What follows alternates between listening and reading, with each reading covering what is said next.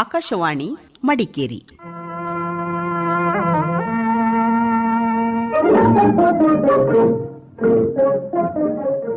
ಕಾರ್ಯಕ್ರಮ ಯುವವಾಣಿ.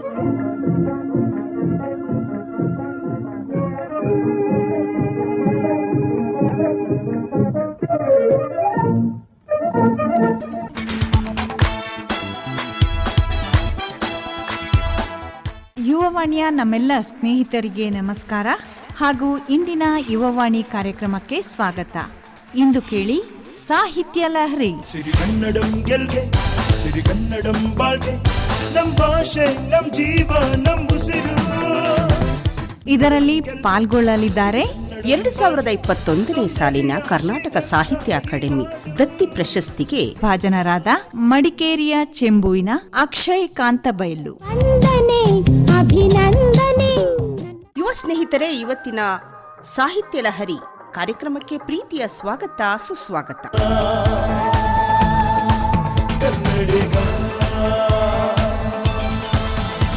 ಸಿರಿಗನ್ನಡಂ ಗೆಲ್ಗೆ, ಸಿರಿಗನ್ನಡಂ ಬಾಳ್ಗೆ, ನಮ್ ಭಾಷೆ ನಮ್ ಜೀವ ನಮ್ ಉಸಿರು.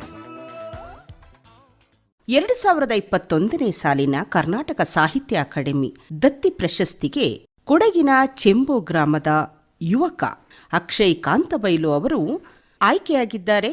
ಅವರು ಇಂದಿನ ಯುವವಾಣಿ ಸಾಹಿತ್ಯ ಲಹರಿಯ ವೇದಿಕೆಯಲ್ಲಿ ಇದ್ದಾರೆ, ನಮ್ಮ ಮಡಿಕೇರಿ ಆಕಾಶವಾಣಿ ಕೇಂದ್ರದ ಸ್ಟುಡಿಯೋದ ಮುಖಾಂತರ. ಕಾರ್ಯಕ್ರಮದ ಆರಂಭದಲ್ಲಿ ಅವರಿಗೆ ಹೃತ್ಪೂರ್ವಕ ಅಭಿನಂದನೆಗಳನ್ನ ಸಲ್ಲಿಸೋಣ ಅಲ್ವಾ? ಗೆಲುವೆ ಗೆಲುವೆ ಗೆಲುವೆ ನಮಗೆಂದೆಂದಿಗೂ ಗೆಲುವೆ, ದಿನವೂ ದುಡಿವ ಛಲವೇ ಮನಕ್ಕೆಂದೆಂದು ಆನಂದವೇ. ಬನ್ನಿ ಅವರನ್ನ ಮಾತನಾಡಿಸೋಣ. ನಮಸ್ಕಾರ. ನಮಸ್ತೆ. ನೀವು ಯಾವ ಊರು? ಮೇಡಮ್, ನಾನು ಚೆಂಬು ಗ್ರಾಮದ ಒಂದು ಕಾಡಂಚಿನ ಪ್ರದೇಶ, ಕಾಂತಬೈಲು ಅಂತ. ಕಾಡಂಚಿನ ಅಂತ ಅಂದಾಗ ಒಂದು ಸುಂದರ ಮನಮೋಹಕ ಚಿತ್ರಣ ನಮ್ಮ ಕಣ್ಮುಂದೆ ಬರುತ್ತೆ. ಅದರ ಬಗ್ಗೆ ನಿಮ್ಮ ಅಭಿಪ್ರಾಯ ಏನು ಯುವಕನಾಗಿ? ನೀವು ಮನಮೋಹಕ ಅಂತ ಅಂದ್ರೆ ಅಲ್ಲಿಯ ಪರಿಸರ, ಅದರ ಮೇಲೆ ಗಮನ ಇಟ್ಕೊಂಡು ಹೇಳೋದಾದ್ರೆ ಅದು ರೌದ್ರವೂ ಹೌದು. ಒಂದು ಪ್ರಕೃತಿ ಹೇಗೆ ಸುಂದರವಾಗಿದೆ ಅಷ್ಟೇ ರೌದ್ರತೆಯನ್ನು ಅಡಗಿಸಿಟ್ಕೊಂಡಿದೆ. ಉದಾಹರಣೆಗೆ ನಮ್ಮ ಕೊಡಗಿನ ಪರಿಸರ ಎಲ್ಲ ಸುಂದರವಾಗಿ ನಾವು ಅನುಭವಿಸ್ತಾ ಇದ್ವಿ. ಆದರೆ 2019ರಲ್ಲಿ ಅದರ ರೌದ್ರತೆ ಗೊತ್ತಾಯ್ತು. ಆ ಭೂಕುಸಿತ, ಹಾಗೆ ಆ ರೌದ್ರತೆಯನ್ನ ಸೃಷ್ಟಿ ಮಾಡಿದಂತಹ ಶಕ್ತಿ ಯಾವುದು? ಶಕ್ತಿ ಪ್ರಕೃತಿಯೇ ಮೇಡಮ್. ಮನುಷ್ಯ ಅಂತ ಹೇಳ್ತಾ ಇದ್ದೀವಿ, ಮನುಷ್ಯ ಕೂಡ ಒಂದು ಪ್ರಕೃತಿ. ಪ್ರಕೃತಿಯ ಒಂದು ಭಾಗ. ಹೌದು, ಹಾಗಾಗಿ ಪ್ರಕೃತಿ ಅಂತ. ಈಗ ನಮ್ಮ ಯುವ ಸ್ನೇಹಿತರು ಏನಂತ ಅರ್ಥ ಮಾಡ್ಕೊಂಡಿದ್ದಾರೆ ಅಂದ್ರೆ, ಪ್ರಕೃತಿಯ ಭಾಗ ಏನೆಲ್ಲ ಇದೆ ಭೂಮಿಯ ಮೇಲೆ, ಭೂಮಿಯೂ ಕೂಡ ಪ್ರಕೃತಿಯೇ, ಆಕಾಶವೂ ಕೂಡ ಪ್ರಕೃತಿಯೇ, ಮನುಷ್ಯನೂ ಕೂಡ ಪ್ರಕೃತಿಯ ಒಂದು ಭಾಗ. ಎಷ್ಟೋ ಬಾರಿ ಅವನನ್ನು ಅವನು ಮರೆತು ಬಿಡ್ತಾನೆ.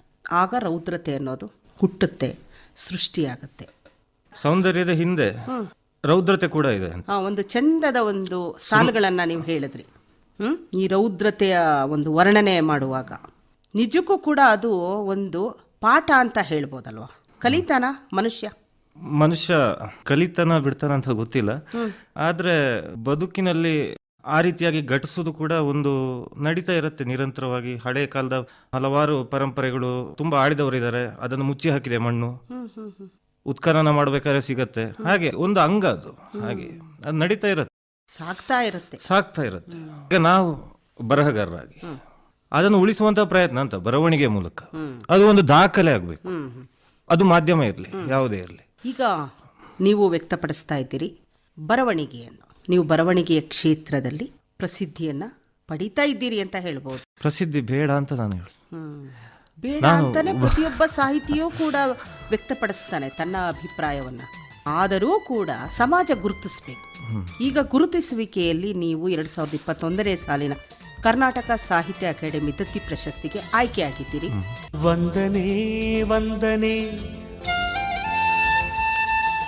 ಸಾವಿರ ವಂದನೆ,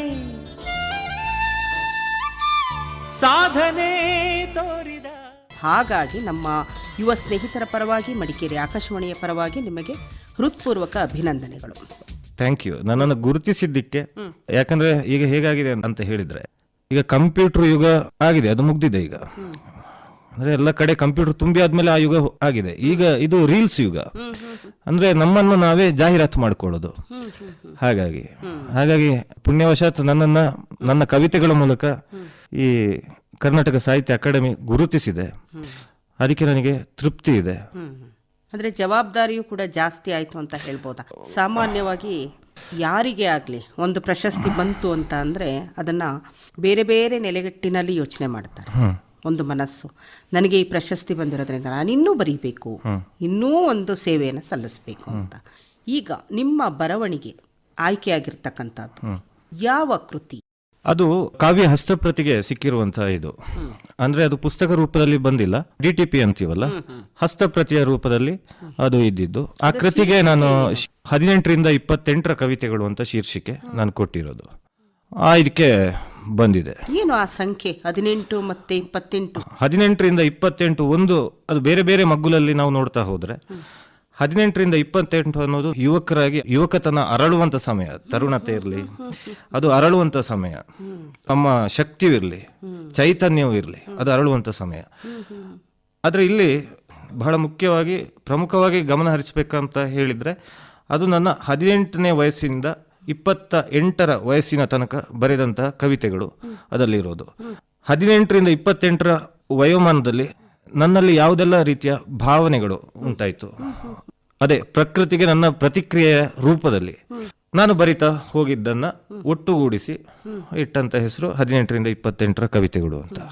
ಈ ಬರವಣಿಗೆ ಕಲೆ ನಿಮಗೆ ಯಾವಾಗ ಮೈಗೂಡ್ತು? ನಾನು ಚಿಕ್ಕಂದಿನಲ್ಲಿ, ನಮಗೆ ನೀವು ಹೇಳಿದ್ರಿ ಮನಮೋಹಕ ಪರಿಸರ ಹಾಗೆ ಹೀಗೆ, ಹೌದು. ಅಂದ್ರೆ ಅಷ್ಟೊಂದು ಸ್ವಚ್ಛಂದವಾಗಿದ್ದಂತಹ ಪರಿಸರದಲ್ಲಿ ನಾವು ಅನ್ಕೊಳ್ತಾ ಇದ್ದಿದ್ದು ಏನು ಅಂದ್ರೆ ಇಡೀ ಪ್ರಪಂಚದಲ್ಲಿ ಕಾಂತಬೈಲು ಅನ್ನೋ ಪ್ರದೇಶ ಮಾತ್ರ ಇರುವುದು ಅಂತ, ಮತ್ತೆ ಉಳಿದ ಯಾವ ಪ್ರದೇಶ ಇಲ್ಲ ಅಂತ ಅನ್ನುವಂತಹ ಭಾವ ಇದ್ದಂತಹ ಒಂದು ಬಾಲ್ಯ ನಮ್ಮ ಪರಿಸರದಲ್ಲಿ, ನನ್ನ ಒಡನಾಟದಲ್ಲಿ ಇದ್ದಂತಹ ನನ್ನದೇ ವಯೋಮಾನದವರು ಇರಬಹುದು, ಅಥವಾ ಅಲ್ಲಿಯ ಸಂಸ್ಕೃತಿ. ನಮ್ಮ ಕಡೆ ಯಕ್ಷಗಾನ ಅದೆಲ್ಲ ಸ್ವಲ್ಪ ಇದೆ. ಅಂದ್ರೆ ಕೊಡಗಿನ ಅಂಚಿನಲ್ಲಿರುವಂತಹ ಒಂದು ಪ್ರದೇಶದಲ್ಲಿ ಕೊಡಗಿನ ಸಂಸ್ಕೃತಿಯೂ ಇದೆ, ದಕ್ಷಿಣ ಕನ್ನಡದ ಸಂಸ್ಕೃತಿಯು ಅಲ್ಲಿ ಮಿಳಿತವಾಗಿದೆ. ಈ ಚಿಕ್ಕಂದಿನಲ್ಲಿ TV ಮಾಧ್ಯಮ ಇರಲಿಲ್ಲ, ನಮಗೆ ಮನರಂಜನೆಗೆ ಪುಸ್ತಕ ಇತ್ತು. ಪುಸ್ತಕಕ್ಕೆ ನನಗೆ ಕೊರತೆ ಇರಲಿಲ್ಲ, ಯಾಕಂದ್ರೆ ತಾಯಿಯವರಿಗೂ ಓದುವ ಅಭ್ಯಾಸ ಇದ್ದ ಕಾರಣ. ತಾಯಿಯವರ ಹೆಸರು ಸಹನಾ ಕಾಂತಬೈಲು ಅಂತ. ಹಾಗಾಗಿ ನನಗೆ ಏನಾದ್ರೂ ಮನಸ್ಸಿಗೆ ಬೇಜಾರ ಅಂತ ಆದಾಗ, ಹೊರಗಡೆ ಏನಾದ್ರೂ ಆಟ ಆಡಿ ಅದು ಇದು ಬಾಲ್ಯಕಾಲದಲ್ಲಿ ನಾನು ಪುಸ್ತಕ ನೋಡ್ಕೊಂಡು ಏನೋ ಓದ್ತಾ ಇದ್ದೆ, ತಲೆಗೆ ಹತ್ತತ್ತ ಬಿಡತ್ತ ನೋಡ್ತಾ ಇದ್ದೆ. ಆಗ ಕಲ್ಪನೆ ಬಲಿಯೋದು. ಈಗ ಒಂದು ಚಿತ್ರಕಥೆ ಅಂತ ಹೇಳಿದ್ರೆ ಆ ಚಿತ್ರಕಥೆ ನೋಡಿದಾಗ ಏನೋ ಕಲ್ಪನೆ ಬಲಿತಾ ಇತ್ತು. ಪ್ರಪ್ರಥಮವಾಗಿ ಬರೆದಂತಹ ಕಲ್ಪನಾಲೋಕದೊಳಗೊಂದು ಸುತ್ತು ಯಾವುದು? ಪ್ರಪ್ರಥಮವಾಗಿ ಬರೆದದ್ದು ಅನ್ನೋದಕ್ಕಿಂತ ನಾವು ಬಾಯಿಯಲ್ಲಿ ನಾವು ಹಾಡೋದು. ಈಗ ನಮಗೆ ಶಾಲೆಗೆ ಚಿಕ್ಕನಲ್ಲಿ ಹೋಗ್ಬೇಕಾದ್ರೆ ನಾವೇ ಏನಾದ್ರು ಕವಿತೆ ಕಟ್ಕೊಂಡು ಹಾಡೋದು, ಅಥವಾ ಅದು ಇದ್ದ ಕವಿತೆಯೇ ಆಗಿರ್ಬೋದು. ಉದಾಹರಣೆಗೆ ಅರೆ ಭಾಷೆಯಲ್ಲಿ ಏನೋ ಒಂದು ಗಡ ಗಡ, ಗಾಡಿ ಗಡ, ಗಾಡಿ ಗಡ, ಚಕ್ರ ಗಡ, ಚಕ್ರ ಕೆಡ, ಎತ್ತು ಗಡ, ಹೀಗೆ ಅದು ಇರುವಂತಹ ಇದೆ. ಅಂದ್ರೆ ಮುಂಚೆ ಇದು ಇತ್ತು, ನಮ್ಮ ಬಾಯಲ್ಲೂ ಇತ್ತು. ನಾವು ಅದಕ್ಕೆ ಏನಾದ್ರು 4 ಸಾಲುಗಳನ್ನ ಹೇಳಿ ಉಳಿದವರಿಗೆ ರಂಜನೆ ಕೊಡ್ತಾ ಇದ್ವಿ. ಹಾಗಾಗಿ ಆಡು ಭಾಷೆಯಲ್ಲಿ ನಾವು ಅಲ್ಲಿ ಇದ್ದ ಲೋಕಲ್ ಆಗಿ ಇರುವಂತಹ ಚುಟುಕ ಹಾಗಿರೋದು, ಚಿಕ್ಕ ಚಿಕ್ಕ ಪುಟ್ಟ ಹೀಗೆ ಮಾಡ್ತಾ ಕಲೆಯ ಬಗ್ಗೆ ಒಂದು ಆಕರ್ಷಣೆ ಅದು ಬೆಳೀತು. ಅದಕ್ಕೆ ಮತ್ತೆ ನಾವು ಹೆಸರು ಹೇಳೋದು ಸಾಹಿತ್ಯ ಅಂತ. ಒಂದು ಕಲೆ, ಒಂದು ಸೃಜನಶೀಲ ವಿಚಾರದ ಬಗ್ಗೆ ನಮಗೆ ಆ ಸಂದರ್ಭದಲ್ಲಿ ಹಾಗೆ. ಈಗ ನಿಮ್ಮ ವಯಸ್ಸಿನವರು ಸಾಕಷ್ಟು ಮಕ್ಕಳು ಇದ್ರು, ನಿಮ್ಮ ಸ್ನೇಹಿತರು, ಅವರೆಲ್ಲರೂ ಕೂಡ ನಿಮ್ಮ ಈ ಒಂದು ಕಲ್ಪನಾಲೋಕದೊಳಗೆ ಹೋದಾಗ, ಆ ಸುದ್ದಿ ಅವರಿಗೆ ಗೊತ್ತಾದಾಗ ಏನಂತ ಹೇಳ್ತಾ ಇದ್ರು, ನೆನಪಿದೆಯಾ? ನಾನು ಇಂಜಿನಿಯರಿಂಗ್ ಓದುವ ಸಂದರ್ಭದಲ್ಲಿ ನಮ್ಮ ಗುಂಪಿನಲ್ಲಿ ನನ್ನ ಗುರುತಿಸಿದ್ದಾರೆ. ಆದ್ರೆ ಅದು ಹೊರಗಡೆ ಬರೋದಿಕ್ಕೆ ಹಿತಶತ್ರುಗಳ ಅಡ್ಡಿಯೂ ಇರಬಹುದು. ಅದಕ್ಕೆ ಎಲೆಮರೆಯ ಕಾಯಿ ಆಗಿರೋ ಹೆಸರುಗಳನ್ನೆಲ್ಲ ಕೊಡ್ತಾ ಇದ್ರು. ಆದ್ರೆ ನನಗೆ ಅವಕಾಶ ಸಿಕ್ಕಾಗ ನಾನು ಅದನ್ನ ಭರ್ಜರಿಯಾಗಿ ಉಪಯೋಗಿಸಿದೆ. ನನಗೆ ಅವಕಾಶ ಸಿಕ್ಕುದನ್ನೇ ಅದಕ್ಕೆ ಅಡ್ಡಿ ಆಗ್ತಾ ಇತ್ತು.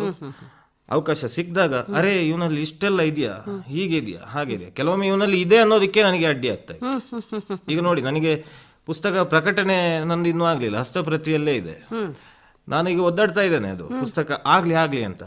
ಆದ್ರೆ ಅದು ದಿಟ್ಟವಾಗಿ ಅದು ಪ್ರಚಾರ ಆಗತ್ತೆ ಅನ್ನೋ ಭರವಸೆ ನನಗಿದೆ.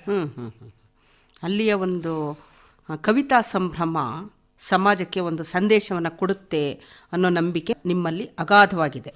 ಮೇಡಮ್, ಈಗ ಕವಿತೆ ಇರಲಿ, ಸಾಹಿತ್ಯದ ನಾವು ಅದಕ್ಕೆ ಒಂದು ಆದರ್ಶದ ಲೇಪವನ್ನು ಹಚ್ಚಿದ್ದೇವೆ. ಅಂದ್ರೆ ಪ್ರತಿಯೊಂದರಲ್ಲಿ ಆದರ್ಶ ಬೇಕು. ಕವಿತೆಯಲ್ಲಿ, ಈಗ ಪತ್ರಿಕಾ ಧರ್ಮದಲ್ಲಿ ಅದು ಕೂಡ ಹೇಳುತ್ತೆ, ಪ್ರತಿಯೊಂದು ಒಂದು ಆದರ್ಶದ ಎಳೆ ಇರಬೇಕು, ಕೊನೆಗೆ ಒಂದು ಹಿತನುಡಿ ಇರಬೇಕು, ಬದುಕಿಗೆ ಬೇಕಾಗುವಂಥದ್ದು ಇರಬೇಕು. ಹಾಗಂತಲ್ಲ, ಅದು ನಾವು ನಮಗೆ ಪರಿಸರ ಕೊಡುವಂತಹ ಪ್ರತಿಕ್ರಿಯೆಗೆ ನಾವು ಬರಹದ ಮೂಲಕ ಸ್ಪಂದನೆ ಕೊಡುದು ಅಥವಾ ಒಂದು ದಾಖಲೀಕರಣ. ಹಾಗೆ ಅದನ್ನು ಕೆಲವರು ಚಂದ ಮಸಾಲೆ ಹಾಕಿ ತುಂಬಾ ಓವರ್ ಎಕ್ಸಾಗರೇಟ್ ಆಗಿ ಬರೀತಾರೆ. ನಂದು ಹಾಗೇನು ಇಲ್ಲ, ಇರೋದನ್ನು ಇದ್ದ ಹಾಗೆ ಬರೆಯೋದಕ್ಕೆ ನಾನು ಹೆಚ್ಚು ಪ್ರಯತ್ನ ಪಡುದು. ಈಗ ಅವರವರ ಶೈಲಿಯಲ್ಲಿ ಬರವಣಿಗೆ ಸಾಕ್ತಾ ಇರುತ್ತೆ. ಹೌದು, ಅವರ ಒಂದು ವೈಯಕ್ತಿಕ ಕಾರಣ ಅಥವಾ ಅವರಿಗೆ ಒಲಿದಿರುವಂತಹ ಕಲೆ, ಕಲ್ಪನೆ ಅಂತ ಅಂದಾಗ ಪ್ರತಿಯೊಬ್ಬರಲ್ಲೂ ವೈವಿಧ್ಯತೆ ಅನ್ನೋದು ಕಣ್ಮುಂದೆ ಬರುತ್ತೆ. ಹಾಗೆ ನಿಮ್ಮ ಕಣ್ಮುಂದೆಯೂ ಕೂಡ ಇರುವುದನ್ನ ಇದ್ದ ಹಾಗೆ ಹೇಳುವಂತಹ ಒಂದು ಪ್ರವೃತ್ತಿಯನ್ನ ಬೆಳೆಸ್ಕೊಂಡಿದ್ದೀವಿ. ಓದುವಾಗ ಬೇಜಾರಾಗಬಾರ್ದು ಅಂತ ನಡುವೆ ಕಲ್ಪನೆಗೆ ಇಂಬು ಕೊಡುವಂತಹ ಒಟ್ಟಾರೆ ಕಲ್ಪನೆ ಅನ್ನೋದು ಇದೇ ಇರಬೇಕು ಅಂತ ಕಲ್ಪನೆ ಒಂದು ನೆನಪಿನ ರೂಪ ಅಷ್ಟೇ. ನೆನಪಿನ ರೂಪ. ಈಗ ನಿಮ್ಮ ವಿದ್ಯಾಭ್ಯಾಸ ಏನು ಮೇಡಮ್? ನಂದು ಪ್ರಾಥಮಿಕ ಶಿಕ್ಷಣವನ್ನ ನನ್ನ ಊರು ಕಲ್ಲುಗುಂಡಿಯಲ್ಲಿ ನಾನು ಪೂರೈಸ್ತೇನೆ, ಅಲ್ಲಿಯ ಒಂದು ಸ್ಕೂಲಲ್ಲಿ. ನಂತರ ನಾನು PUC ಮಾಡಿರೋದು ಪುತ್ತೂರು ವಿವೇಕಾನಂದ ಕಾಲೇಜಲ್ಲಿ. ಅದರಲ್ಲಿ ನಾನು ವಿಜ್ಞಾನವನ್ನು ಆಯ್ಕೆ ಮಾಡಿರೋದು. ನಂತರ ನಾನು ಇಂಜಿನಿಯರಿಂಗನ್ನು ಆದಿಚುಂಚನಗಿರಿ ಇನ್ಸ್ಟಿಟ್ಯೂಷನ್ ಆಫ್ ಟೆಕ್ನಾಲಜಿ ಚಿಕ್ಕಮಗಳೂರಲ್ಲಿ ಮುಗಿಸಿರ್ತೀನಿ. ಆವಾಗ ನನಗೆ ಗಂಭೀರ ಸಾಹಿತ್ಯದ ಬಗ್ಗೆ ಗಂಭೀರವಾಗಿ ಓದುವ ಆಸಕ್ತಿ ಬಂದು, ನಂತರ ನಾನು ಜರ್ನಲಿಸಮ್ಗೆ ಹೋಗಬೇಕು ಅಂತ ಹೇಳಿ ಸ್ನಾತಕೋತ್ತರ ಡಿಪ್ಲೊಮಾವನ್ನು ಪತ್ರಿಕೋದ್ಯಮದಲ್ಲಿ ನಾನು ಮಾಡಿರೋದು. ಬೆಂಗಳೂರಿನ ಭಾರತೀಯ ವಿದ್ಯಾಭವನದಲ್ಲಿ ನಾನು ಮಾಡಿರ್ತೀನಿ ಡಿಪ್ಲೊಮಾವನ್ನು. ನಿಮಗೆ ಪ್ರೋತ್ಸಾಹ ಕೊಟ್ಟಂತವ್ರು ಯಾರು? ವಿದ್ಯಾಭ್ಯಾಸದ ಒಂದು ಸಂದರ್ಭದಲ್ಲಿ ಗುರುವಾಗಿ ನಿಂತವ್ರು ಯಾರು? ಬೆನ್ನು ತಟ್ಟಿದವರು? ವಿದ್ಯೆಯಲ್ಲಿ ಕಡಿಮೆ ಆಗಬಾರ್ದು ಅನ್ನೋದು ನಮ್ಮ ಕುಟುಂಬದಲ್ಲಿ, ವಿದ್ಯಾವಂತರಾಗಬೇಕು ಅನ್ನೋ ಒಂದು ಆಶಯ ಅಲ್ಲಿ ಅವರಿಗಿದೆ. ಆರ್ಥಿಕವಾಗಿ ತಂದೆಯವರು ಸವಲತ್ತುಗಳನ್ನು ನನಗೆ ಪೂರೈಸಿದ್ದಾರೆ. ಈಗ ಎಷ್ಟೋ ಯುವಕರು ಏನೇ ಒಂದು ಪ್ರೋತ್ಸಾಹ ಕೊಟ್ಟರು ಕೂಡ ಮುಂದೆ ಸಾಗಲ್ಲ. ಯಾವುದೋ ಒಂದು ಕ್ಷಣಕ್ಕೆ ಬಲಿಯಾಗುವಂತಹದ್ದು. ಮನರಂಜನೆಗೆ ಪ್ರೋತ್ಸಾಹ ಕೊಟ್ಟರೆ ಮುನ್ನುಗ್ತಾರೆ. ಅಲ್ಲ, ಎಲ್ಲರಿಗೂ ಮನರಂಜನೆ ಅನ್ನೋದು ಬರಬೇಕಲ್ಲ. ಒಂದೊಂದು ಮನಸ್ಸು ಕೂಡ ಒಂದೊಂದು ಕೊಡ ಅಲ್ವಾ? ಆ ಕೊಡದಲ್ಲಿ ಸಾಕಷ್ಟು ಸಂಗತಿಗಳಿರುತ್ತೆ. ಕೆಲವೊಮ್ಮೆ ಕೆಲವ್ರನ್ನ ಕಳ್ಕೊಂಡಿರ್ತಾರೆ, ಕೆಲವ್ರನ್ನ ಪ್ರೀತಿಸಿದಂತಹ ವ್ಯಕ್ತಿಗಳನ್ನ ಇವರನ್ನಾಗಲಿರ್ತಾರೆ. ಹಾಗೆ ಯುವ ಮನಸ್ಸಿನಲ್ಲಿ ಚಂದದ ಒಂದು ಸಂಭ್ರಮದಲ್ಲಿಯೂ ಕೂಡ ಕಪ್ಪು ಚುಕ್ಕೆಗಳಾಗಿ ಕೆಲವೊಂದು ನೋವುಗಳು ಇದ್ದೇ ಇರುತ್ತೆ. ಮನುಷ್ಯನಿಗಾಗಬಹುದು ಅಥವಾ ಪ್ರಾಣಿಗಳಿಗೂ ಕೂಡ ಒಂದು ಶ್ವಾನ ತನ್ನ ಮರಿಗಳನ್ನು ಹಾಕಿದಾಗ ಪುಟ್ಟ ಮರಿ ಕಣ್ಣು ಮುಂದೆನೆ ಯಾವುದೋ ಒಂದು ವಾಹನದಡಿಗೆ ಹೋಗ್ಬೋದು. ಹೀಗೆ ನಡೆಯುವಾಗ ಎಡುವುದು ಸಹಜ ಅಂತ ನಮ್ಮ ಹಿರಿಯರು ಹೇಳ್ತಾರೆ. ಅಂತಹ ಯುವಕರಿಗೆ ನೀವು ಏನು ಒಂದು ಕಿವಿ ಮಾತನ್ನ ಹೇಳ್ತೀರಿ ಯುವಕನಾಗಿ? ಮೇಡಮ್, ನಾನು ಕಿವಿ ಮಾತು ಹೇಳುವುದೇ ಇಲ್ಲ ಫಸ್ಟು. ಆದ್ರೆ ಅದು ಒಂದು ಸಹ ಮಾತು ಅಂತ ಹೇಳ್ಬೋದು. ಏನು ಅಂತ ಹೇಳಿದ್ರೆ, ಬದುಕಲ್ಲಿ ಎಲ್ಲವೂ ಸಂತೋಷ ಇದ್ದಾಗ ಒಂದು ಕಪ್ಪು ಚುಕ್ಕೆಯಾಗಿ ನೀವು ಹೇಳಿದ್ರಿ ಯಾವುದು ಅಂತ. ಆ ಕಪ್ಪು ಚುಕ್ಕೆಯನ್ನೇ ನಾವು ಅದನ್ನೇ ಗಮನಿಸ್ತಾ ಹೋದ್ರೆ ಅದನ್ನೇ ಒಂದು ರೀತಿ ಸಂಭ್ರಮ ಪಡುವ ಅಂತ. ದುಃಖವನ್ನು ಕೂಡ ಸಂಭ್ರಮದ ರೀತಿಯಲ್ಲೇ ಸ್ವೀಕರಿಸುವ ಅಂತ. ಸಂಭ್ರಮ ಅಂದ್ರೆ ಬೊಬ್ಬೆ ಹಾಕಿ ಹಾಗೆ ಮಾಡಬೇಕು ಅಂತಲ್ಲ. ಹೌದು, ನನ್ನ ಬದುಕಿನಲ್ಲಿಯೂ ದುಃಖ ಬಂದಿದೆ, ಅದಕ್ಕೆ ನಾನು ದುಃಖಿತನಾಗಿ ಇರಬೇಕು. ಒಂದು ಸಮಾಧಾನವಾಗಿ ಅದನ್ನು ಸ್ವೀಕರಿಸ. ಈಗ ನನಗೆ ದುಃಖ ಬಂದಿದೆ, ನಾನು ದುಃಖವನ್ನು ವ್ಯಕ್ತಪಡಿಸಬೇಕು. ನನಗೆ ದುಃಖ ಬಂದಿದೆ ಅಂತ ಅದನ್ನು ದೂರ ಹಾಕಬಾರ್ದು, ಅದನ್ನು ವ್ಯಕ್ತಪಡಿಸಬೇಕು. ತಪ್ಪಿಸ್ಕೊಳ್ಳೋದಕ್ಕೆ ಸಾಧ್ಯ ಇಲ್ಲ, ತಪ್ಪಿಸ್ಕೊಳ್ಬಾರ್ದು ಅಂತ. ನಾವು ತಪ್ಪಿಸ್ಕೊಂಡಾಗ ಅದರ ಪ್ರಭಾವ ನಮಗೆ ಕಾಣುವುದು. ತಪ್ಪಿಸ್ಕೊಳ್ಳೋದಿಕ್ಕೆ ಇಲ್ಲ, ನಾವು ಅದಕ್ಕೆ ಒಳಗಾಗಬೇಕು ಅಂತ. ನಾವು ದುಃಖಕ್ಕೂ ಕೂಡ ತಪ್ಪಿಸ್ಕೊಳ್ಳೋದಿಕ್ಕೆ ದಾರಿ ಇದೆ, ಆದ್ರೆ ತಪ್ಪಿಸ್ಕೋಬಾರ್ದು, ಅದನ್ನ ಅನುಭವಿಸ್ಬೇಕು ಅಂತ ಅನುಭವಿಸ್ಬೇಕು ಅನ್ನೋದು ನಿಮ್ಮ ಅಭಿಪ್ರಾಯ. ಇನ್ನು ನಿಮ್ಮ ಬರವಣಿಗೆಯತ್ತ ನಾವು ಗಮನ ಹರಿಸೋದಾದ್ರೆ, ಏನೆಲ್ಲ ಬರವಣಿಗೆಯನ್ನ ನೀವು ಬರ್ತಿದ್ದೀರಿ? ಇದರ ಜೊತೆ 18ರಿಂದ 28ರವರೆಗೆ. ಮೇಡಮ್, ನಾನು ಬರವಣಿಗೆ ಎಲ್ಲಾ ಪ್ರಕಾರಗಳಲ್ಲೂ ಬರಿತಾ ಪತ್ರಿಕೆಗಳಿಗೆ ಕಳಿಸ್ತಾ ಇದ್ದೆ. ಆದ್ರೆ ನನ್ನ ಕವಿತೆಗಳನ್ನ ಹೆಚ್ಚಾಗಿ ಗುರುತಿಸಿದ್ದು, ಅದು ಹೆಚ್ಚಾಗಿ ಪ್ರಕಟ ಆಗಿದ್ದು, ಪ್ರಬಂಧ ಇರಲಿ, ಲಲಿತ ಪ್ರಬಂಧ ಇರಲಿ, ಆಮೇಲೆ ಕತೆ ಇರಲಿ, ಮೊದಲಾದವುಗಳನ್ನು ನಾನು ಬರಿತಾ ಇದ್ದೆ. ನೀವು ಬರೆದಂತಹ ಬರವಣಿಗೆಯಲ್ಲಿ ಬಹಳ ಇಷ್ಟವಾದಂತಹ ಬರವಣಿಗೆ ಯಾವುದು? ಅಂದ್ರೆ ಭಾವ ಬದಲ್ತಾ ಹೋಗುತ್ತೆ ಮೇಡಮ್. ಇವತ್ತೊಂದು ಇಷ್ಟ ಆದ್ರೆ ಇನ್ನು ಕೆಲವು ಸಮಯ ಇನ್ನೊಂದು ಬರಿತೀನಿ, ನನಗೆ ಇದಕ್ಕಿಂತ ಅದು ಇಷ್ಟ ಆಗಕ್ಕೆ ಶುರು ಆಗತ್ತೆ. ಹಾಗೆ, ಅಥವಾ ನಾನು ಎಲ್ಲೋ ಹಿಂದೆ ಬರ್ದಿದ್ದು ಪುನಃ ನನಗೆ ಇಷ್ಟ ಆಗ್ಲಿಕ್ಕೆ ಶುರು ಆಗತ್ತೆ. ಹೀಗಾಗಿ ಯಾವ್ದಾದ್ರು ಒಂದು ನೆನಪಿದೆಯಾ? ನಾನು ಬರವಣಿಗೆಯನ್ನ ಇಷ್ಟ ಆಗಿದ್ದನ್ನ ನಾನು ನೆನಪಿಡ್ಲಿಕ್ಕೆ ಶುರು ಆದ್ರೆ, ನಾನು ಇನ್ನೊಂದು ಯಾವುದೋ ಬರೀಲಿಕ್ಕೆ ಶುರು ಆದಾಗ ಅದೇ ರೀತಿ ಬರಿಬೇಕು ಅಂತ ನನ್ನ ಮಾದರಿ ಶುರು ಆಗುತ್ತೆ. ಅದು ನಮಗೆ ಗೊತ್ತಾಗದೆ ಸಬ್ ಕಾನ್ಶಿಯಸ್ನೆಸ್ ಅಲ್ಲಿ, ಅಂದ್ರೆ ನೆನಪಿನ ಒಳಗೆ ಅದೇ ರೀತಿ ಇದೇ ಬರೆದ್ರೆ ಜನರಿಗೂ ಇಷ್ಟ ಆಗುದು. ಯಾಕಂದ್ರೆ ಓದುಗರಿಗೆ ಇಷ್ಟ ಆಗಿರೋದೇ ನನಗೆ ಇಷ್ಟ ಆಗ್ತಾ ಇರುತ್ತೆ. ಸೊ ನಾವು ಅದೇ ರೀತಿ ಆರೋಪಿಸಿಕೊಂಡು ಬರಿತಾ ಇರ್ತೀವಿ. ಅಂದ್ರೆ ಒಬ್ಬ ಚಲನಚಿತ್ರ ಹೀರೋನಿಗೆ ಇದೇ ರೀತಿ ಕತೆ ಇದ್ರೆ ಮಾತ್ರ ಆ ಸಿನಿಮಾ ಹಿಟ್ ಆಗತ್ತೆ. ಜನರ ಭಾವನೆಯಲ್ಲಿ ಅವನಿಗೆ ಅದೇ ರೀತಿ ಕತೆ ಬೀಳ್ಬೇಕು ಅಂತ ಬಯಸ್ತಾ ಇರ್ತಾರೆ. ಇಲ್ಲಾಂದ್ರೆ ಅದು ಕತೆ ಸರಿ ಇಲ್ಲ ಅಥವಾ ಸಿನಿಮಾ ಚೆನ್ನಾಗಿಲ್ಲ ಅಂತ. ಆದ್ರೆ ಏನ್ ಮಾಡುದು, ಅದೊಂದು ಹೇರಿಕೆ ಅಲ್ವಾ. ಹಾಗೆ ನನಗೆ ಇಷ್ಟ ಅನ್ನೋದು ನಮಗೆ ಹೇರಿಕೆ ಆಗತ್ತೆ. ನಮ್ಮ ಇಷ್ಟ ಬದಲಾವಣೆ ಆಗ್ತಾ ಹೋಗುತ್ತೆ. ಒಂದೊಂದು ಹೇಳಿಕೆಯೂ ಹೌದು ಹೌದು, ಬದಲಾವಣೆ. ಈಗ ನೀವು ನಿಮ್ಮ ನಿರೂಪಣೆ ನನಗೆ ಇಷ್ಟ ಆಗ್ತಾ ಇದೆ, ನಾಳೆ ಇನ್ನೊಬ್ಬರ ನಿರೂಪಣೆ ನನಗೆ ಇಷ್ಟ ಆಗತ್ತೆ. ಇವತ್ತು ಚೆನ್ನಾಗಿ ಮಾಡಿದ್ರಿ, ನಾಳೆ ಅವರಿಗೂ ಚೆನ್ನಾಗಿ ಮಾಡಿದ್ರಿ. ಹಾಗೆ ಅದು ಬದಲಾವಣೆ ಆಗ್ತಾ ಇರುತ್ತೆ.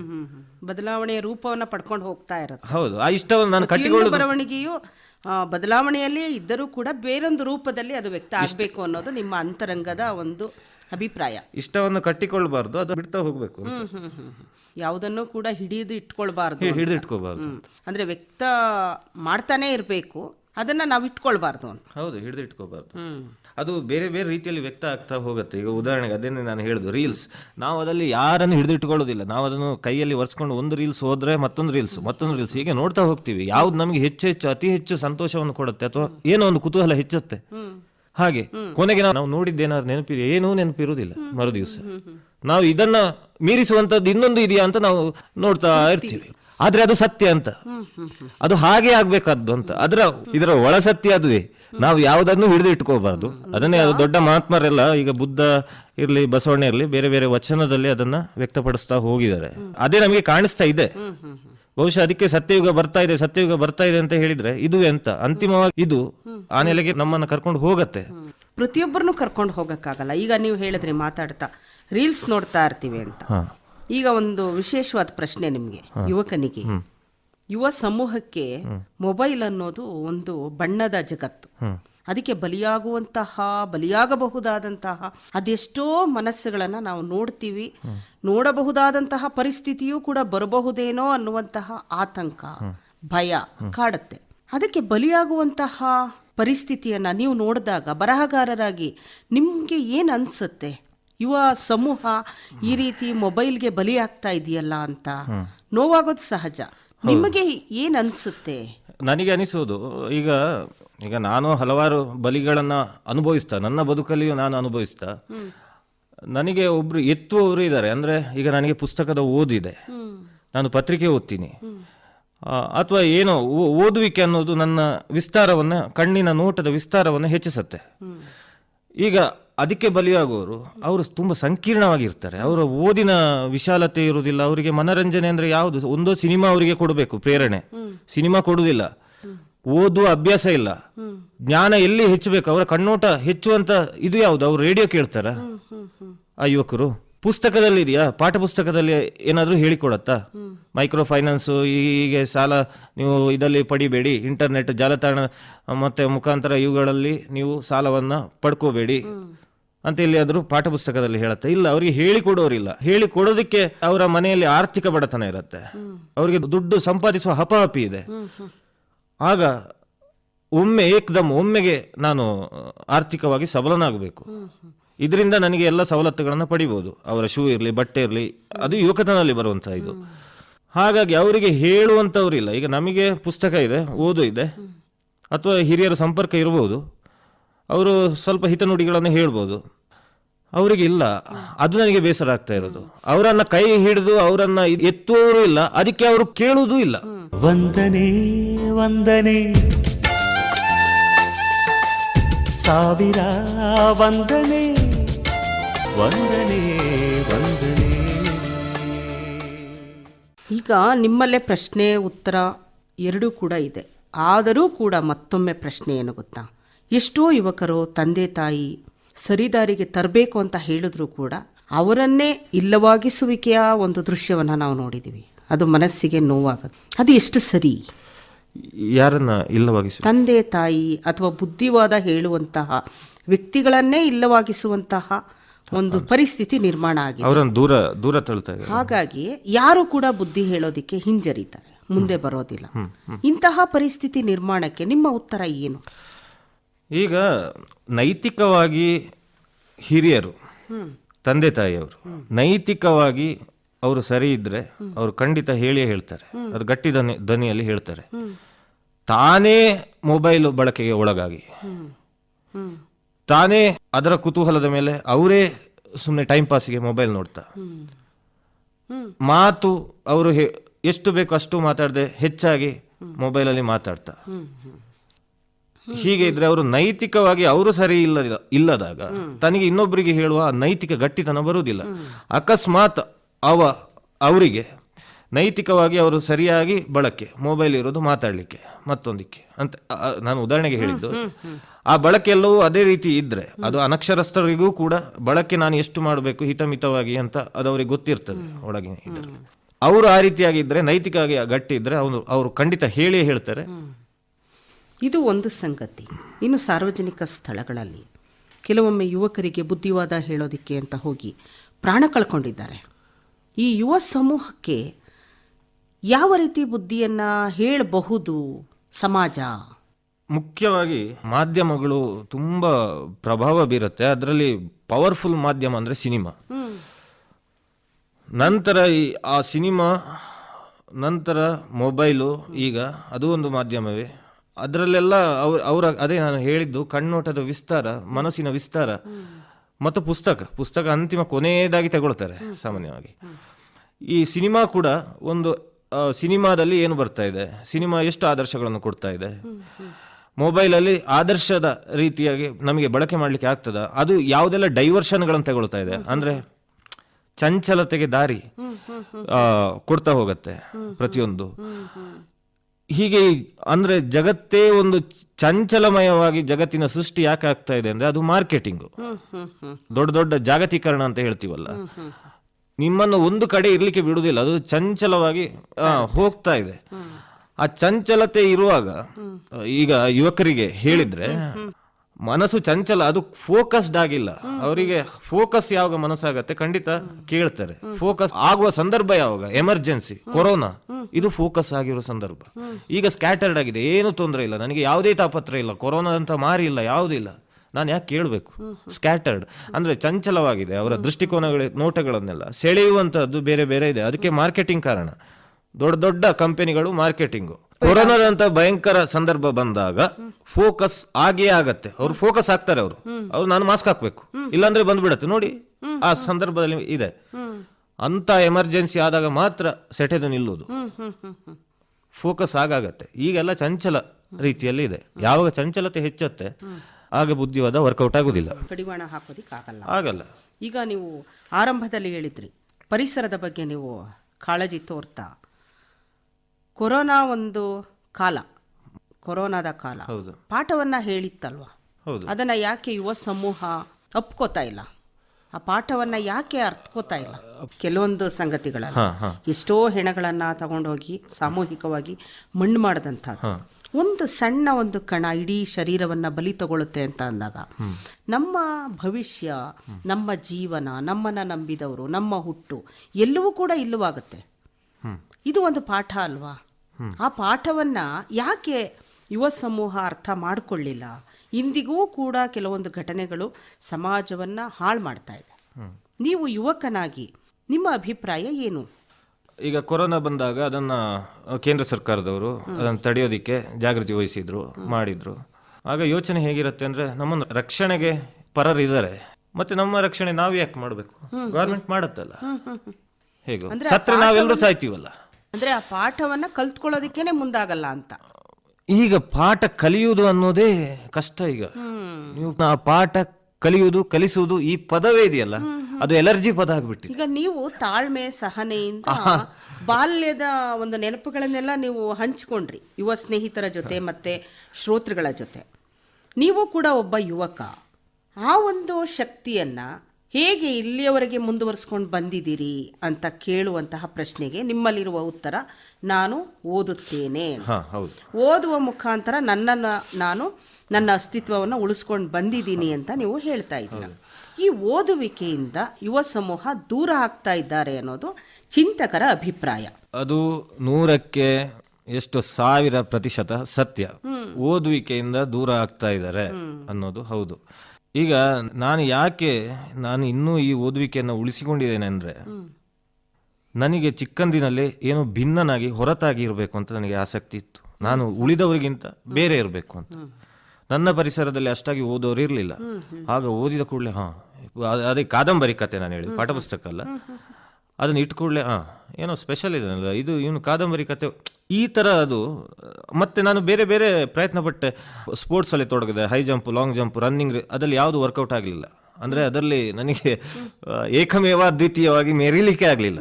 ನನಗೆ ಮೆರಿಲಿಕ್ಕೆ ಆಗಿದ್ದು ನನ್ನ ಈ ಒಂದು ಕ್ಷೇತ್ರ ನನಗೆ ಇದೇನೋ ಹೊರತಾಗಿದೆ, ಭಿನ್ನವಾಗಿದೆ ಅಂತ. ಹಾಗೆ ನನ್ನ ಭಿನ್ನತೆಯನ್ನು ನಾನು ಓದಿನಲ್ಲಿ ಗುರುತಿಸಿದೆ, ಹಾಗೆ ಗುರುತಿಸಿಕೊಂಡು ಹೋಗಿರೋದು.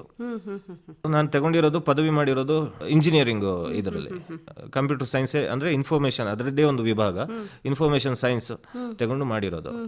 ಆದರೆ ಇಂಜಿನಿಯರ್ ಎಷ್ಟೋ ಜನ ಇದ್ದಾರೆ, ಇಂಜಿನಿಯರ್, ಸಾಫ್ಟ್ವೇರ್ ಇಂಜಿನಿಯರ್ಸ್ ಬೇಕಾದಷ್ಟು ಇದ್ದಾರೆ. ಒಬ್ಬ ಸಾಫ್ಟ್ವೇರ್ ಇಂಜಿನಿಯರ್ ಪತ್ರಿಕೋದ್ಯಮ ಓದಿ ಪತ್ರಿಕೆಯಲ್ಲಿ ದುಡಿದವರು ತುಂಬ ಕಡಿಮೆ. ನಾನು ಎಲ್ಲಿ ಏನು ಮಾಡ್ತೇನೋ ಅದಕ್ಕಿಂತ ಹೊರತಾಗಿರೋದಕ್ಕೆ ನಾನು ನೋಡ್ತಾ ಅದನ್ನು ಪ್ರಯತ್ನಿಸಿಕೊಂಡು ಬಂದಿರೋದು ಹೊರತು ಅದನ್ನೊಂದು ಓದುವಿಕೆ ನನ್ನ ಆದರ್ಶವಾಗಿ ನಾನು ಸ್ವೀಕರಿಸಿದಗಳಿಗೆ ನನ್ನ ಮೂಲದಲ್ಲಿ ಅಲ್ಲ, ಅಂದರೆ ಹಿಂದೆ ಅಲ್ಲ. ಆಮೇಲೆ ಆಮೇಲೆ ಆಮೇಲೆ ಅದನ್ನ ನನ್ನೊಳಗೆ ನಾನು ಇದು ಮಾಡ್ಕೊಂಡು ಹೋದೆ. ಈಗ ನೀವು ಹೇಳಿದ್ರಿ ಆ ಓದುವಿಕೆಯನ್ನ ನಾವು ಹೆಚ್ಚು ಯುವಕರಲ್ಲಿ ಉಳಿಸೋದು ಹೇಗೆ ಅಂತ, ಅದು ಅವರವರಿಗೆ ಬರಬೇಕು ಅಂತ. ಈಗ ನನ್ನ ಪರಿಸರ ನನಗೆ ಆ ಪ್ರೇರಣೆಯನ್ನು ಕೊಟ್ಟಿದೆ. ಈಗ ಒಬ್ರು ತುಂಬಾ ಶ್ರಮಿಕ ಕುಟುಂಬ, ಪಾಪ ಕಷ್ಟಪಟ್ಟು ಅವರು ಕೃಷಿ ಮಾಡ್ತಾ ಇದ್ದಾರೆ, ತಂದೆಯವರು ಹಗಲು ಇರುಳು ದುಡಿತಾ ಇದ್ದಾರೆ ತೋಟದಲ್ಲಿ, ಕಾಫಿ ತೋಟ ಇರಲಿ ಯಾವುದೇ ಇರಲಿ ತೋಟದಲ್ಲಿ. ಆತನಿಗೆ ಓದಬೇಕು ಅಂತ ಹೇಳಿದ್ರೆ ಆ ಪರಿಸರ ಹಾಗಿಲ್ಲ. ಅವರು ಎಷ್ಟು ಬೇಕಾದ್ರೂ ಕೃಷಿಯ ಕೆಲಸದಲ್ಲಿ ತೊಡಗಿಸ್ಕೋಬಹುದು, ಆದ್ರೆ ನೀವು ಓದುವ ಗುಣ ಹಾಗೆ ಬರುವುದಿಲ್ಲ. ಅದು ಪರಿಸರದ ಅವಲಂಬಿತ ಆಗಿರುತ್ತೆ. ಹಾಗಂತ ನೀವು ಅವರಿಗೆ ಓದು ಅಂತ ಅವರಿಗೆ ಇದು ಒತ್ತಡ ಹಾಕ್ಲಿಕ್ಕೆ ಆಗುದಿಲ್ಲ. ಅವರು ತಾನು ದುಡಿಯುವಂತಹ ಮಾಧ್ಯಮದಲ್ಲಿ ಒಳ್ಳೆ ರೀತಿಯಲ್ಲಿ ಜೀವನ ಮಾಡಬಹುದಲ್ಲ. ಯುವಕ ಅಂದ್ರೇನೆ ಮಾನವೀಯ ಚೈತನ್ಯ, ಯುವ ಶಕ್ತಿಯನ್ನ ಗುರುತಿಸಿದಂತಹ ಮಹಾನ್ ವ್ಯಕ್ತಿ ಸ್ವಾಮಿ ವಿವೇಕಾನಂದರು.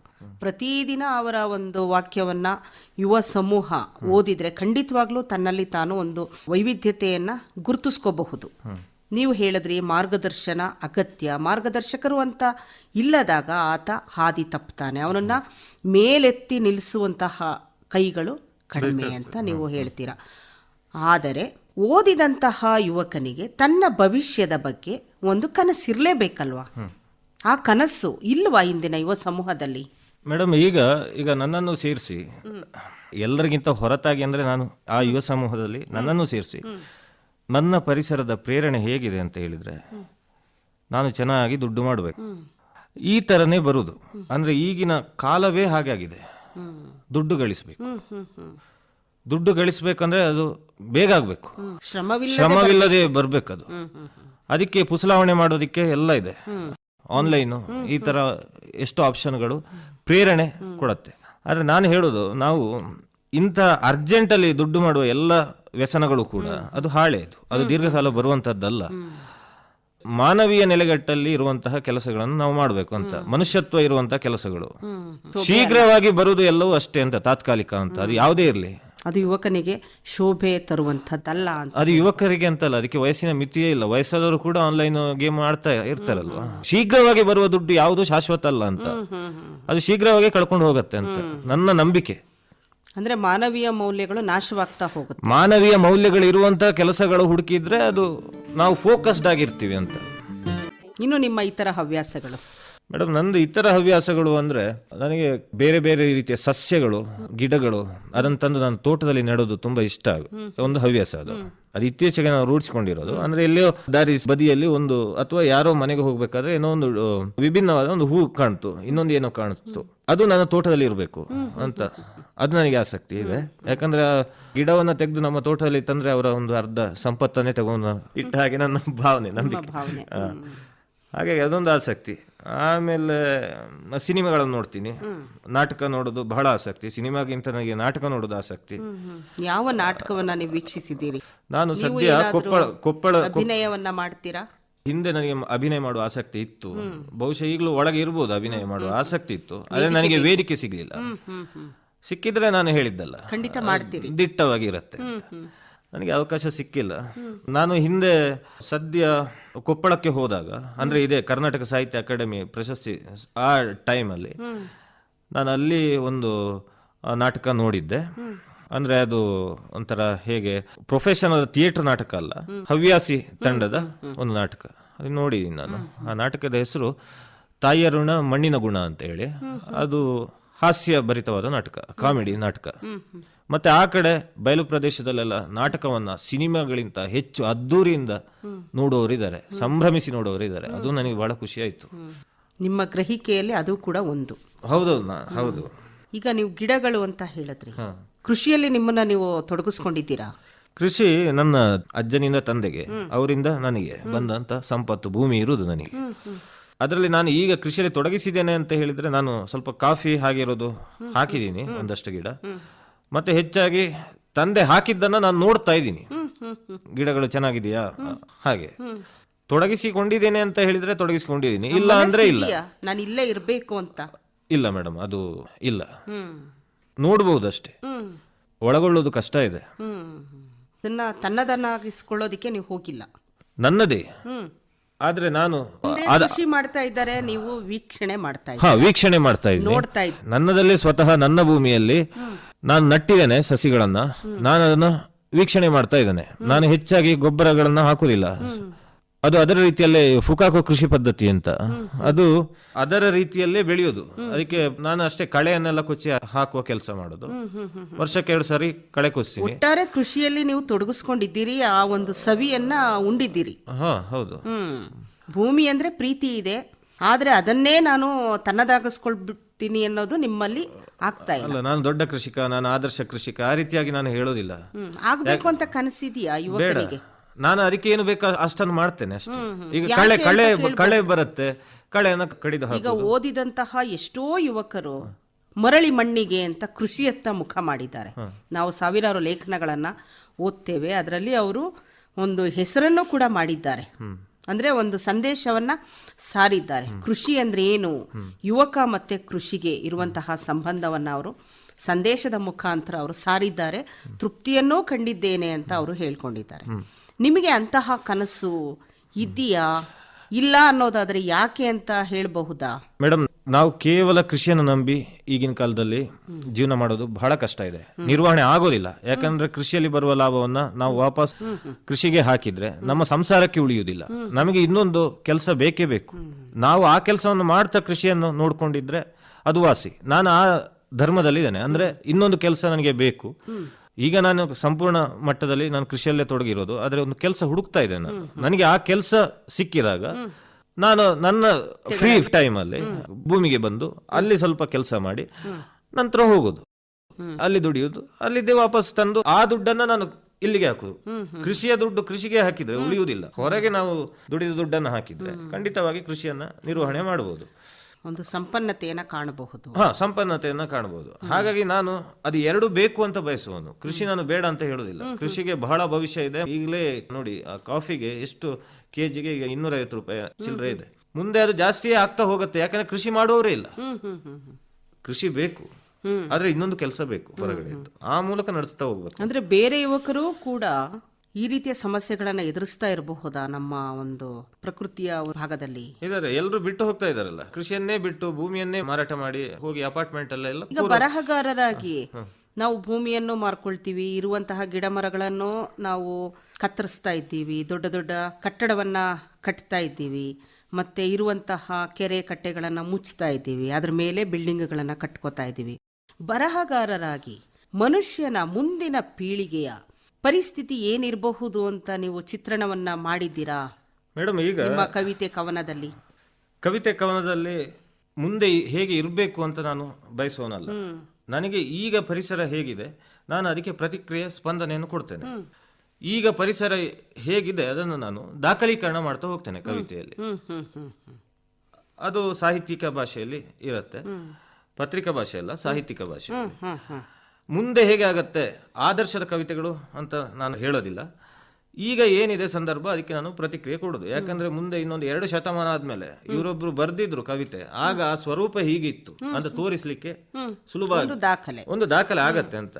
ಅದು ಆಗ್ಲೇಬೇಕು ಅಂತ ನಾನು ಹಾಗೆಲ್ಲ, ನಾನು ಬರಿತಾ ಇದು ನನಗೆ ಉಳಿದಿದ್ದು. ಹೌದು, ಇನ್ನೊಂದು 2 ಶತಮಾನ. ಈಗ ನಾವು ಶಾಸನಗಳನ್ನು ನೋಡ್ತೀವಿ, ಆ ಕಾಲಘಟ್ಟದಲ್ಲಿ ಹೀಗಿತ್ತು ಹಾಗಿತ್ತು, ನಮಗೆ ಹೇಗೆ ಗೊತ್ತಾಗೋದು? ಅದರಿಂದಲೇ ಗೊತ್ತಾಗೋದು, ಇತಿಹಾಸದಿಂದ ಗೊತ್ತಾಗೋದು. ನಮ್ಮ ಮಂತ್ರಗಳು ಅದು ಸಾಹಿತ್ಯ, ಅದರಲ್ಲಿ ಭಾವನೆ, ಕೇವಲ ಭಾವನೆ ಇರೋದು. ಹಾಗಾಗಿ ಆ ಕಾಲದಲ್ಲಿ ಏನಾಯ್ತು ಅಂತ ನಮಗೆ ಗೊತ್ತೇ ಇಲ್ಲ. ಶ್ಲೋಕದಲ್ಲಿ ಏನಾಯ್ತು ಅಂತ ನಮಗೆ ಏನಾದ್ರೂ ಕಾಣುತ್ತಾ ಶ್ಲೋಕಗಳಲ್ಲಿ? ಇಲ್ಲ. ಭಾವನೆ, ಕಲ್ಪನೆ. ಅದೇ ಕಲ್ಪನೆಗಿಂತ ಕವಿತೆಯಲ್ಲಿ ಸ್ವರೂಪ ಮುಖ್ಯ ಅಂತ ನಾನು ಹೇಳುದು. ಸ್ವರೂಪ ಅಂದ್ರೆ ನೀವು ಹೇಗೆ, ಈಗ ನಾನು ಮಡಿಕೇರಿ ಆಕಾಶವಾಣಿಗೆ ಬಂದೆ, ಅದನ್ನ ಹಾಗೆ ಬರಿಬೇಕು. ನೀವು ಹೀಗೆ ಒಂದು ಧನಿಯ ಅರಸಿಕೊಂಡು ನಾನು ಹೀಗೆ, ಅದೆಲ್ಲ ಬೇಡ, ಸ್ವರೂಪದಲ್ಲಿ ಬರೀರಿ ಅಂತ. ಆಗ ಹೌದು, ಇನ್ನೊಂದು 2 ಶತಮಾನ ಆದ್ಮೇಲೆ ಆಕಾಶವಾಣಿ ಹೀಗೆ ಇತ್ತು, ಮಡಿಕೇರಿಯಲ್ಲಿ ಆಕಾಶವಾಣಿ ಇತ್ತು ಅನ್ನೋದು ಅಲ್ಲಿ ದಾಖಲೀಕರಣ ಆಗತ್ತೆ ಅಂತ ನಾನು ಅದನ್ನು ಬಯಸುದು ಅಂತ. ಹಾಗೆ ಹಾಗಾದ್ರೆ ಭವಿಷ್ಯದ ಹಾಗಾಗಿ ಭವಿಷ್ಯಕ್ಕೆ ಅಂತ ಅದಲ್ಲ, ಅದು ಸ್ಪಂದನೆ. ನನ್ನ ಈಗಿನ ಇದಕ್ಕೆ ನಾನು ಸ್ಪಂದಿಸ್ಕೊಂಡು ವಾಸ್ತವ ಏನಿದೆ ಅದನ್ನ ಚಿತ್ರಣ ಅದನ್ನೇ ಒಂದು ಕವಿತೆಯ ರೂಪನೋ ಅಥವಾ ಬಿಂಬನೋ ಏನೋ ಒಂದು ಕೊಡುದು ಅಂತ. ಹಾಗಾದ್ರೆ ಒಂದು ಯೋಚನೆ ಇರಬೇಕಲ್ಲ, ಮುಂದೆ ಹೇಗಿರ್ತಾರೆ ಮನುಷ್ಯ ಅನ್ನೋದು ನಿಮ್ಮ ಬರವಣಿಗೆಯಲ್ಲಿ ಇಲ್ವಾ, ನಿಮ್ಮ ಮನಸ್ಸಿನಲ್ಲಿಲ್ವಾ, ಅಥವಾ ನಿಮ್ಮ ಅಂತರಂಗದ ಪುಟಗಳಲ್ಲಿ ಇಲ್ವಾ? ಭವಿಷ್ಯದಲ್ಲಿ ಹೇಗಿರಬಹುದು? ನೀರಿಲ್ಲದೆ, ಮರವಿಲ್ಲದೆ, ಗಿಡವಿಲ್ಲದೆ, ಗಾಳಿ ಇಲ್ಲದೆ ಮನುಷ್ಯ ಅನ್ನೋನು ಇರ್ತಾನ? ಇದ್ರೆ ಹೇಗಿರ್ತಾನೆ? ನಾವು ಗಿಡ, ಮರ, ಗಾಳಿ ಇದೆಲ್ಲ ರಮ್ಯ ಕಲ್ಪನೆಗಳು. ಇದು ನಮಗೆ ಒಂದು ಆದರ್ಶ, ಅದು ಐಡಿಯಲ್ ಬದುಕು ನಾವು ಯೋಚನೆ ಮಾಡುದು. ಅದೇ ನಾನು ಹೇಳಿದ್ದಲ್ಲ, ಕೊರೋನಾ ಸಮಯದಲ್ಲಿ ಇನ್ನೇನು ಬದುಕಲಿಕ್ಕೆ ಕಷ್ಟ ಅಂತ ಹೇಳಿದಾಗ ಫೋಕಸ್ ಆಗ್ತೀವಿ, ಆಟೋಮೆಟಿಕ್ ಆಗಿ ಆಗತ್ತೆ. ಅದೇ ನಮಗೆ ಬದುಕಲಿಕ್ಕೆ ನಮ್ಮ ಕತ್ತಿನ ಹತ್ರ ಕತ್ತಿ ಬಂದಾಗ ನಮಗೇನು ಬೇಕು ಅದನ್ನ ನಾವು ಮಾಡ್ತಾ ಹೋಗ್ತೀವಿ. ಈ ಮನುಷ್ಯ ಕುಲ ಉಳಿಬೇಕು, ಯಾಕಂದ್ರೆ ನಾನು ಉಳಿಬೇಕು, ಬಿಲಿಯನಿಯರ್ ಎಲ್ಲ ಇದ್ದಾರೆ, ಅವರೆಲ್ಲ ಸಾಯ್ಬಾರ್ದು, ಅವರೆಲ್ಲ ಉಳಿಬೇಕು ಅಂತ ಅವ್ರು ಏನೋ ಮಾಡ್ತಾರೆ. ಅವರು ಒಟ್ಟಿನಲ್ಲಿ ಮಾನವ ಕುಲ ರಕ್ಷಣೆ, ಇಲ್ಲಿಯ ರಾಜಕೀಯ ಎಲ್ಲ ಬಯಸುದು ಅದು ಅಲ್ಲ. ಹಾಗಾಗಿ ಆ ರಕ್ಷಣೆಗೆ ಏನು ಬೇಕು ಆ ಸಮಯದಲ್ಲಿ ಹಾಗೆ ಆಗತ್ತೆ. ನಿಮ್ಮ ಮಾತಿನಲ್ಲಿ ಒಂದು ಶಿಸ್ತಿದೆ, ಏನು ಗೊತ್ತಾ? ನಾನು ನನ್ನ ಚಿಂತನೆಯಲ್ಲಿ ಏನನ್ನ ಬರೆಯುತ್ತೇನೆಯೋ ಅದು ವಾಸ್ತವ ಆಗಿರುತ್ತೆ, ಅದು ಸ್ವರೂಪ ಆಗಿರುತ್ತೆ ಅಷ್ಟೇ. ಮುಂದಿನ ಪರಿಸರದಲ್ಲಿ, ಆಗಿನ ಪರಿಸರದಲ್ಲಿ ಯಾರೆಲ್ಲ ಇರ್ತಾರೆ, ಅವರು ಕಾಳಜಿಯನ್ನು ಯಾವ ರೀತಿ ವಹಿಸ್ತಾರೋ ಅದು ಅವರಿಗೆ ಬಿಟ್ಟಂಥದ್ದು. ಇಂದು ಹೇಗಿದೆ ಅನ್ನೋದನ್ನು ನಾನು ಚಿತ್ರಣ ಮಾಡ್ತೀನಿ ನನ್ನ ಬರವಣಿಗೆಯಲ್ಲಿ ಅಂತ ನೀವು ಒಂದು ಶಿಸ್ತು ಕಾಣ್ತಾ ಇದೆ ನಿಮ್ಮ ಮಾತಿನಲ್ಲಿ. ಈಗ ನೀವು ಶಿಸ್ತು ಅಂತ ಹೇಳ್ತೀರಿ, ಆದ್ರೆ ನನ್ನ ಬರವಣಿಗೆಯನ್ನ ಅಶಿಸ್ತು ಅಂತ ಕೆಲವರು, ಅಶಿಸ್ತು ಅಂದ್ರೆ ಅದು ವಿಮರ್ಶಕರು ಹೇಳುದು ಏನು ಅಂದ್ರೆ, ನೀವು ಸ್ವರೂಪದ ಬಗ್ಗೆ ಹೆಚ್ಚು ಬರೀತೀರಿ, ನಿಮ್ಮಲ್ಲಿ ಸಾರ ಕಡಿಮೆ ಅಂತ. ಸಾರ ಅಂತ ಹೇಳಿದ್ರೆ ನೀವು ಹೇಳಿದ ಕಲ್ಪನೆಗಳು, ಅದು ಭಾವನೆ ಅಷ್ಟೇ ಇರೋದು. ಆ ಭಾವನೆ ಹಳೆ ಯಾವ ರೀತಿ ಸ್ವೀಕರಿಸ್ತಾನೆ ಯುವಕ? ಕವಿತೆಯಲ್ಲಿ ಸಾರವೇ ಮುಖ್ಯ ಅಂತ ನಾನು ಹೇಳಲಾರೆ. ಸ್ವರೂಪ ಇಲ್ಲದೆ ಸಾರ ಹುಟ್ಟುವುದಿಲ್ಲ, ನಾನು ಸ್ವರೂಪವನ್ನೇ ಹಿಡಿದಿಟ್ಕೊಳ್ಳೋದು ಅಂತ. ಸಾರ ಬೇರೆಯವ್ರು ಕೊಡ್ಬೇಕು ಅಂತಾನ? ಸಾರ ನೀವು ಯೋಚನೆ ಮಾಡ್ಬೇಕು, ಹೀಗಾದ್ರೆ ಹೀಗೆ ಅಂತ. ಅಂದ್ರೆ ನಾನು ಮಡಿಕೇರಿ ಆಕಾಶವಾಣಿಗೆ ಬಂದೆ ಅಂತ ನಾನು ಹೇಳ್ತೇನೆ. ಬರುವಾಗ ಈಗ ಏನೆಲ್ಲ ಯೋಚನೆ ಮಾಡಬಹುದು ಅಥವಾ ಏನೆಲ್ಲ ನಡೀತಾ ಇರ್ಬೋದು ಅಕ್ಕಪಕ್ಕದಲ್ಲಿ, ಅದಕ್ಕೆ ಬೇಕಾದ ಚಿತ್ರಣವನ್ನ ನಾನು ಕಟ್ಕೊಡ್ತೀನಿ. ಯೋಚನೆ ಮಾಡೋದು ಓದುಗನಿಗೆ ಬಿಟ್ಟಿರೋದು, ನಾನೇ ಆ ಭಾವವನ್ನು ತುಂಬಿಸ್ತಾ ಹೋಗುದಿಲ್ಲ. ಅದು ನನಗೆ ದಕ್ಕಿದ ಶೈಲಿ ಅಂತ, ಅಥವಾ ಅದನ್ನೇ ಮುಂದುವರಿಸಲಿಕ್ಕೆ ನನಗೆ ಇಷ್ಟ. ಅದು ಮುಂದೆ ಬದಲಾವಣೆ ಆಗ್ಬೋದು, ಆದ್ರೆ ಈ ಸಂದರ್ಭದಲ್ಲಿ ನನಗೆ ಅದು ಇಷ್ಟ ಕಾಣಿಸ್ತಾ ಇದೆ. ಈಗ ಸಾರವಿಲ್ಲದ ಬರಹ ಅಂತ ನಿಮ್ಮ ಬರವಣಿಗೆಗೆ ಪ್ರತಿಕ್ರಿಯೆ ಬಂದಾಗ ನಿಮ್ಗೆ ಏನ್ ಅನ್ಸುತ್ತೆ? ಬಹುಶಃ ಇದು ಕಾರಂತರು ಹೇಳಿರೋದು, ನಮಗೆ ಓದುಗರ ಅಭಿಪ್ರಾಯ ಮಾತ್ರ ಮುಖ್ಯ, ವಿಮರ್ಶಕರ ಅಭಿಪ್ರಾಯ ವಿಮರ್ಶಕರಿಗೆ ಅಂತ. ಅಥವಾ ವಿಮರ್ಶೆ ಯಾವ ರೀತಿ ಮಾಡಬೇಕು, ಏನ್ ಮಾಡ್ಬೇಕಂತ ವಿಮರ್ಶಾ ಲೋಕದಲ್ಲಿ ಕಲಿಯೋರಿದಾರಲ್ಲ, ಅವರವರು ಬಿಟ್ಟದ್ದು. ಆದ್ರೆ ನನಗೆ ಓದುಗರು ಏನು ಹೇಳಿದ್ದಾರೆ ಅದು ಮಾತ್ರ ನನಗೆ ಅತ್ಯಂತ ಮುಖ್ಯ ಆಗುದು. ವಿಮರ್ಶಕರ ವಿಮರ್ಶೆ ಅಲ್ಲ, ಓದುಗರ ಹೇಳಿಕೆಯೇ ಮುಖ್ಯ ಅಂತ. ಹೇಗಿದೆ ನಿಮ್ಮ ಅನುಭವದಲ್ಲಿ? ಈಗ ನನ್ನ ಅನುಭವದಲ್ಲಿ ಯಾರು ನನ್ನ ದೂರಿ ಅವನು ಚೆನ್ನಾಗಿ ಬರೆಯುವುದಿಲ್ಲ ಅಂತ ಯಾರು ಹೇಳುವುದಿಲ್ಲ. ನಾವು ಒಬ್ಬರ ಮನೆ ಊಟ ಎಲ್ಲ ಚೆನ್ನಾಗಿ ಮಾಡಿ, ಚೆನ್ನಾಗಿ ಇಲ್ಲದಿದ್ರು ಚೆನ್ನಾಗಿಲ್ಲ ಅಂತ ನಾವು ಹೇಳುದಿಲ್ಲ. ನಾವು ಎಲ್ಲ ಚೆನ್ನಾಗಿದೆ ನೀವು ಮಾಡಿರೋದೆಲ್ಲ ಕಾವ್ಯಾತ್ಮಕವಾಗಿ ನೀವು ಹಾಗೆ ನನ್ನ ಎದುರುಗಡೆ ಯಾರು ನೀವು ಚೆನ್ನಾಗಿ ಬರೆಯುವುದಿಲ್ಲ ಅಂತ ಯಾರು ಹೇಳಿಲ್ಲ, ಎಲ್ಲ ಚೆನ್ನಾಗಿದೆ ಅಂತ ಹೇಳಿದ್ದಾರೆ. ಅವರ ಒಳಗೆ ಏನಿದೆ ಅನ್ನೋದು ಅವರ ಮುಖಭಾವದಲ್ಲಿ ನನಗೆ ಗೊತ್ತಾಗ್ತದೆ. ಅಂದ್ರೆ ಮುಖಸ್ತುತಿಗೆ ಹೇಳ್ತಾರೆ ಚೆನ್ನಾಗಿದೆ ಅಂತ. ಅಕ್ಷಯ್ ಅವರೇ, ನಿಮ್ಮ ಪ್ರಶಸ್ತಿ ಬಂದಿರುವಂತಹ ಕವಿತೆಗಳನ್ನು ವಾಚನ ಮಾಡಬಹುದಾ? 1-2 ಸಾಲುಗಳು. ಕವನದ ಶೀರ್ಷಿಕೆ ಜನ್ಮದ ಜನ್ಮ. ಹಗಲು ನೀನು ಒಂದಲ್ಲ ಒಂದು ಸೂರ್ಯನ ನುಂಗುವ ಕಾರಣ, ರಾತ್ರಿ ನಿನ್ನ ಚರ್ಮದ ಕೋಶಗಳು ಮುಂಜಾವಿನ ತನಕ ಒಂದರ ಮೇಲೊಂದು ಚಂದ್ರರ ಉತ್ಪತ್ತಿಸುತ್ತಿರುತ್ತದೆ. ಹಗಲು ನೀನು ಒಂದಲ್ಲ ಒಂದು ಸೂರ್ಯನ ನುಂಗುವ ಕಾರಣ, ರಾತ್ರಿ ನಿನ್ನ ಚರ್ಮದ ಕೋಶಗಳು ಮುಂಜಾವಿನ ತನಕ ಒಂದರ ಮೇಲೊಂದು ಚಂದ್ರರ ಉತ್ಪತ್ತಿಸುತ್ತಿರುತ್ತವೆ. ಕಪ್ಪು ಹಿನ್ನೆಲೆಯೊಳಗೆ ತೀರ ತಂಪು ಆವರಣದಲ್ಲಿ ನಿನ್ನ ದೇಹದ ದಿಕ್ಕು ಚಲಿಸುವಾಗ ಮನಸ್ಸಿಗೆ ಬಂದ ಆತ್ಮಗಳು ಸಂತ ಭಾವದಲ್ಲಿ ವಿರಾಮ. ಕಪ್ಪು ಹಿನ್ನೆಲೆಯೊಳಗೆ ನಿನ್ನ ತೀರ ತಂಪು ಆವರಣದಲ್ಲಿ ನಿನ್ನ ದೇಹದ ದಿಕ್ಕು ಚಲಿಸುವಾಗ ಮನಸ್ಸಿಗೆ ಬಂದ ಆತ್ಮಗಳು ಸಂತ ಭಾವದಲ್ಲಿ ವಿರಾಮ. ಗಾಢತೆ ಅಂಕೆಗೆ ನಿಲುಕುತ್ತಿದ್ದಂತೆ ನಾಳೆಯ ಬೆಳಗ ನೆನೆದು ಬಳಿಯ ಎದೆಯ ಮಟ್ಟನ್ನು ತೊಡೆಯ ಉಬ್ಬನ್ನು ಮತ್ತಷ್ಟು ತಡವಿ ಇನ್ನೂ ಆಳಕ್ಕೆ ಕಿಂಡಿ ಕೊರೆಯಲು ನಿನ್ನ ಕೈಕಾಲಿನ ಉಗುರುಗಳು ಮತ್ತಷ್ಟು ಉದ್ದ ಬೆಳೆದು ಬಣ್ಣಗಳಿಂದ ವಿಜೃಂಭಿಸುತ್ತವೆ. ಗಾಢತೆ ಅಂಕೆಗೆ ನಿಲುಕುತ್ತಿದ್ದಂತೆ ನಾಳೆಯ ಬೆಳಗ ನೆನೆದು ಬಳಿಯ ಎದೆಯ ಮಟ್ಟನ್ನು ತೊಡೆಯ ಉಬ್ಬನ್ನು ಮತ್ತಷ್ಟು ತಡವಿ ಇನ್ನೂ ಆಳಕ್ಕೆ ಕಿಂಡಿ ಕೊರೆಯಲು ನಿನ್ನ ಕೈಕಾಲಿನ ಉಗುರುಗಳು ಮತ್ತಷ್ಟು ಉದ್ದ ಬೆಳೆದು ಬಣ್ಣಗಳಿಂದ ವಿಜೃಂಭಿಸುತ್ತವೆ. ಯೋಜನೆ ಸತಾಯಿಸುತ್ತಾ ಬದುಕಲು ಪುಸುಲಾಯಿಸುತ್ತಾ ಜೀವವ ಜಗ್ಗುವುದರಲ್ಲಿ ಕೂದಲು ಚರ್ಮಕ್ಕೆ ವಿದಾಯ ತಿಳಿಸಿ ಅಂಟಿದ್ದ ಗುರುತು ಕೂಡ ಇರದಂತೆ ಮಣ್ಣಿನ ಮೇಲೆ ಪುಟಿಯುತ್ತದೆ. ಯೋಚನೆ ಸತಾಯಿಸುತ್ತಾ ಬದುಕಲು ಪುಸುಲಾಯಿಸುತ್ತಾ ಜೀವವ ಜಗ್ಗುವುದರಲ್ಲಿ ಕೂದಲು ಚರ್ಮಕ್ಕೆ ವಿದಾಯ ತಿಳಿಸಿ ಅಂಟಿದ್ದ ಗುರುತು ಕೂಡ ಇರದಂತೆ ಮಣ್ಣಿನ ಮೇಲೆ ಪುಟಿಯುತ್ತದೆ. ಇದೊಂದು ಕವನದ ಶೀರ್ಷಿಕೆ ಮೆಜೆಸ್ಟಿಕ್ ಸುಳಿ. ಮಕ್ಕಳ ಕತೆ ಸಾಲಿನಂತೆ ಮೆರಗಿನ ಸಾಲು. ಒಂದಾನೊಂದು ಕಾಲದಲ್ಲಿ ಕೆರೆ ಕಟ್ಟೆ ಹೊಂದಿದ್ದ ಮೆಜೆಸ್ಟಿಕ್. ದೊಡ್ಡವರ ಕತೆಗೆ ಬೇಕಾದಂತೆ ಈಗಿಲ್ಲಿ ಪಳಗಿದ ಬದುಕಿನ ಚೈತನ್ಯ ಪಡೆದ ಪ್ರಾಣಿ ಪಕ್ಷಿ ಉಭಯವಾಸಿಗಳೆಲ್ಲ ನಡೆದು ಹಾರಿ ಈಜಿ ತೆವಳಿ ಜಾರುತ್ತಿವೆ. ಮಕ್ಕಳ ಕತೆಯ ಸಾಲಿನಂತೆ ಮೆರಗಿನ ಸಾಲು. ಒಂದಾನೊಂದು ಕಾಲದಲ್ಲಿ ಕೆರೆ ಕಟ್ಟೆ ಹೊಂದಿದ್ದ ಮೆಜೆಸ್ಟಿಕ್. ದೊಡ್ಡವರ ಕತೆಗೆ ಬೇಕಾದಂತೆ ಈಗಿಲ್ಲಿ ಪಳಗಿದ ಬದುಕಿನ ಚೈತನ್ಯ ಪಡೆದ ಪ್ರಾಣಿ ಪಕ್ಷಿ ಉಭಯವಾಸಿಗಳೆಲ್ಲ ನಡೆದು ಹಾರಿ ಈಜಿ ತೆವಳಿ ಜಾರುತ್ತಿವೆ. ಸಂಚಾರಿ ಜನರ ಮೇಳ ಒತ್ತಿ ಬಿತ್ತಿದ ಆವೇಶ. ಕಣ್ಣೊಳಗೆ ಕಣ್ಣು ಹಚ್ಚಿ ವ್ಯಕ್ತಿಗಳ ಶೋಧ. ನಿಂತಲ್ಲೇ ನಿಂತರೆ ಚಲಿಸಲು ಒತ್ತಾಸೆ. ಎಲ್ಲಿಗೆ ಬಿಡಬೇಕು ಬನ್ನಿ ರೂಮ್ ಬೇಕಾ? ಸಂಚಾರಿ ಜನರ ಮೇಳ ಒತ್ತಿ ಬಿತ್ತಿದ ಆವೇಶ. ಕಣ್ಣೊಳಗೆ ಕಣ್ಣು ಹಚ್ಚಿ ವ್ಯಕ್ತಿಗಳ ಶೋಧ. ನಿಂತಲ್ಲೇ ನಿಂತರೆ ಚಲಿಸಲು ಒತ್ತಾಸೆ. ಎಲ್ಲಿಗೆ ಬಿಡಬೇಕು ಬನ್ನಿ ರೂಮ್ ಬೇಕಾ? ನಗರದ ಬೃಹತ್ ದೇಹಕ್ಕೆ ಚಪಲಗೊಳ್ಳದೆ ನಮ್ಮೊಳಗೆ ನಾವು ಲೀನವಾಗುವ ಸಂದಿಗ್ಧ. ದಿವ್ಯತೆಯ ಸೂರೆಗೊಳ್ಳಲು ಗಂಟಲ ತುತ್ತೂರಿ. ರೇಟು ಕಮ್ಮಿ ಮಾಡೋಣ, ಎಷ್ಟು ಹೇಳ್ತೀರಾ? ಇಲ್ಲಿ ಸಮಯವು ಡಿಸ್ಕೌಂಟಿಗೆ ಕರಗುತ್ತಿದೆ. ನಗರದ ಬೃಹತ್ ದೇಹಕ್ಕೆ ಚಪಲಗೊಳ್ಳದೆ ನಮ್ಮೊಳಗೆ ನಾವು ಲೀನವಾಗುವ ಸಂದಿಗ್ಧ. ದಿವ್ಯತೆಯ ಸೂರೆಗೊಳ್ಳಲು ಗಂಟಲ ತುತ್ತೂರಿ. ರೇಟು ಕಮ್ಮಿ ಮಾಡೋಣ, ಎಷ್ಟು ಹೇಳ್ತೀರಾ? ಇಲ್ಲಿ ಸಮಯವು ಡಿಸ್ಕೌಂಟಿಗೆ ಕರಗುತ್ತಿದೆ. ಕತ್ತಲೆಯ ಕುಮ್ಮಕ್ಕು ಬೀದಿ ಗಲ್ಲಿ ದಾಟಲು. ಬಾಟಲಿಯೊಳಗೆ ದ್ರವಿಸಿ ಕುಲುಕುವ ಚಂದಿರ. ಡಾಮರಿಗೆ ಭೂಪಟದಂತೆ ಚೆಲ್ಲಿದ ರಸ.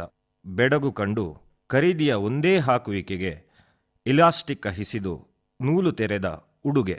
ಉಂಗುಷ್ಟ ಎಬ್ಬಿಸಿದ ಚಪ್ಪಲಿ ಎಡರಾದ ಶೂ. ಕಳೆದ ರಾತ್ರಿಗೆ ಹೊಸ ರಾತ್ರಿ ಸರಿದು ಹೋದರೂ ದಣಿವರಿಯದೆ ಅಭಯದ ಪೋಸಿನಲ್ಲಿ ನಿಂತೇ ಇರುವ ಹೀರೋನ ಪೋಸ್ಟರ್. ಆತನ ತಬ್ಬಿಕೊಂಡೇ ಶಿಲೆಯಾದ ಚಿತ್ರನಾಯಕಿ. ಕತ್ತಲೆಯ ಕುಮ್ಮಕ್ಕು ಬೀದಿ ಗಲ್ಲಿ ದಾಟಲು. ಬಾಟಲಿಯೊಳಗೆ ದ್ರವಿಸಿ ಕುಲುಕುವ ಚಂದಿರ. ಡಾಮರಿಗೆ ಭೂಪಟದಂತೆ ಚೆಲ್ಲಿದ ರಸ. ಬೆಡಗು ಕಂಡು ಖರೀದಿಯ ಒಂದೇ ಹಾಕುವಿಕೆಗೆ ಇಲಾಸ್ಟಿಕ ಹಿಸಿದು ನೂಲು ತೆರೆದ ಉಡುಗೆ. ಉಂಗುಷ್ಟ ಎಬ್ಬಿಸಿದ ಚಪ್ಪಲಿ ಎಡರಾದ ಶೂ. ಕಳೆದ ರಾತ್ರಿಗೆ ಹೊಸ ರಾತ್ರಿ ಸರಿದು ಹೋದರೂ ದಣಿವರಿಯದೆ ಅಭಯದ ಪೋಸಿನಲ್ಲಿ ನಿಂತೇ ಇರುವ ಹೀರೋನ ಪೋಸ್ಟರ್. ಆತನ ತಬ್ಬಿಕೊಂಡೇ ಶಿಲೆಯಾದ ಚಿತ್ರನಾಯಕಿ. ಬ್ಯಾಗು ಹಿಡಕೊಂಡವರ ಕಡೆ ಮೀಂಟುವ ದೃಷ್ಟಿ. ಸಂದೇಹದ ಕೂಪದಿಂದ ಹೊರಟ ಸ್ವೀಕಾರ. ಅಲಕ್ಷ್ಯವನ್ನು ಮೌನದ ತುಟಿಸೀಳಿಯೇ ಹೇಳಬೇಕು. ಮುಖದಲ್ಲೊಂದು ಹುಸಿ ಕ್ರೋಧ ಧರಿಸಿದರೆ ಫುಟ್ಪಾತ್ ಅಲೆಯುವಿಕೆಗೆ ಭದ್ರ ಗಾಂಭೀರ್ಯ. ಬ್ಯಾಗು ಹಿಡಕೊಂಡವರ ಕಡೆ ಮೀಂಟುವ ದೃಷ್ಟಿ. ಸಂದೇಹದ ಕೂಪದಿಂದ ಹೊರಟ ಸ್ವೀಕಾರ. ಅಲಕ್ಷ್ಯವನ್ನು ಮೌನದ ತುಟಿ ಸೀಳಿಯೇ ಹೇಳಬೇಕು. ಮುಖದಲ್ಲೊಂದು ಹುಸಿ ಕ್ರೋಧ ಧರಿಸಿದರೆ ಫುಟ್ಪಾತ್ ಅಲೆಯುವಿಕೆಗೆ ಭದ್ರ ಗಾಂಭೀರ್ಯ. ಆತಂಕದ ಹೊರತಾದ ಯಾಚಿಸದ ನಗುಸೂಸಿ. ನೋಟಕ್ಕೆ ಸಿಗದಂತಿದ್ದರೂ ಬೇಕಾದ್ದುಕೊಂಡು ಅನುಭವವ ಸದ್ದಿಲ್ಲದೆ ಬ್ಯಾಗಿನೊಳಗಿರಿಸಿ. ಮಲ್ಲಿಗೆ ಸಂಪಿಗೆ ಕನಕಾಂಬರವನ್ನು ಬಹುಶಃ ಅಂದಿದ್ದ ಕೆರೆದಿನ್ನೆಯ ಮೇಲೆ ಬೆಳೆಯುತ್ತಿರಬಹುದೆಂಬ ಪರಿಮಳವ ಊಹಿಸಿ ಪ್ಲಾಟ್ಫಾರ್ಮ್ ಹಿಡಿದು ಬಸ್ ಏರಿ. ಆತಂಕದ ಹೊರತಾದ ಯಾಚಿಸದ ನಗುಸೂಸಿ. ನೋಟಕ್ಕೆ ಸಿಗದಂತಿದ್ದರೂ ಬೇಕಾದ್ದುಕೊಂಡು ಅನುಭವವ ಸದ್ದಿಲ್ಲದೆ ಬ್ಯಾಗ್ನೊಳಗಿರಿಸಿ. ಮಲ್ಲಿಗೆ ಸಂಪಿಗೆ ಕನಕಾಂಬರವನ್ನೂ ಬಹುಶಃ ಅಂದಿದ್ದ ಕೆರೆ ದಿನ್ನೆಯ ಮೇಲೆ ಬೆಳೆಯುತ್ತಿರಬಹುದೆಂಬ ಪರಿಮಳವ ಊಹಿಸಿ ಪ್ಲಾಟ್ಫಾರ್ಮ್ ಹಿಡಿದು ಬಸ್ ಏರಿ. ಯಾವುದೇ ತೋರಿಕೆ ಇಲ್ಲದೆ ನೇರವಾಗಿ ಕವಿತೆಯ ಸಾಲುಗಳನ್ನು ಓದಿದ್ದೀರಿ. ಅಕ್ಷಯ್ ಅವರೇ, ನಿಮಗೆ ವಿಶೇಷ ಧನ್ಯವಾದಗಳು ಹಾಗೂ ಅಭಿನಂದನೆಗಳು.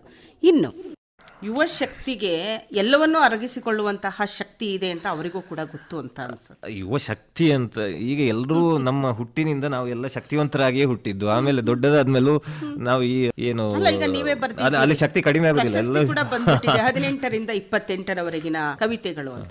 ಆ ಕವಿತೆಗಳಲ್ಲಿ ನೀವು ವ್ಯಕ್ತಪಡಿಸಿದ್ದೀರಿ. 29 ಯಾಕೆ ಆಗ್ಬಾರ್ದಾಗಿತ್ತು?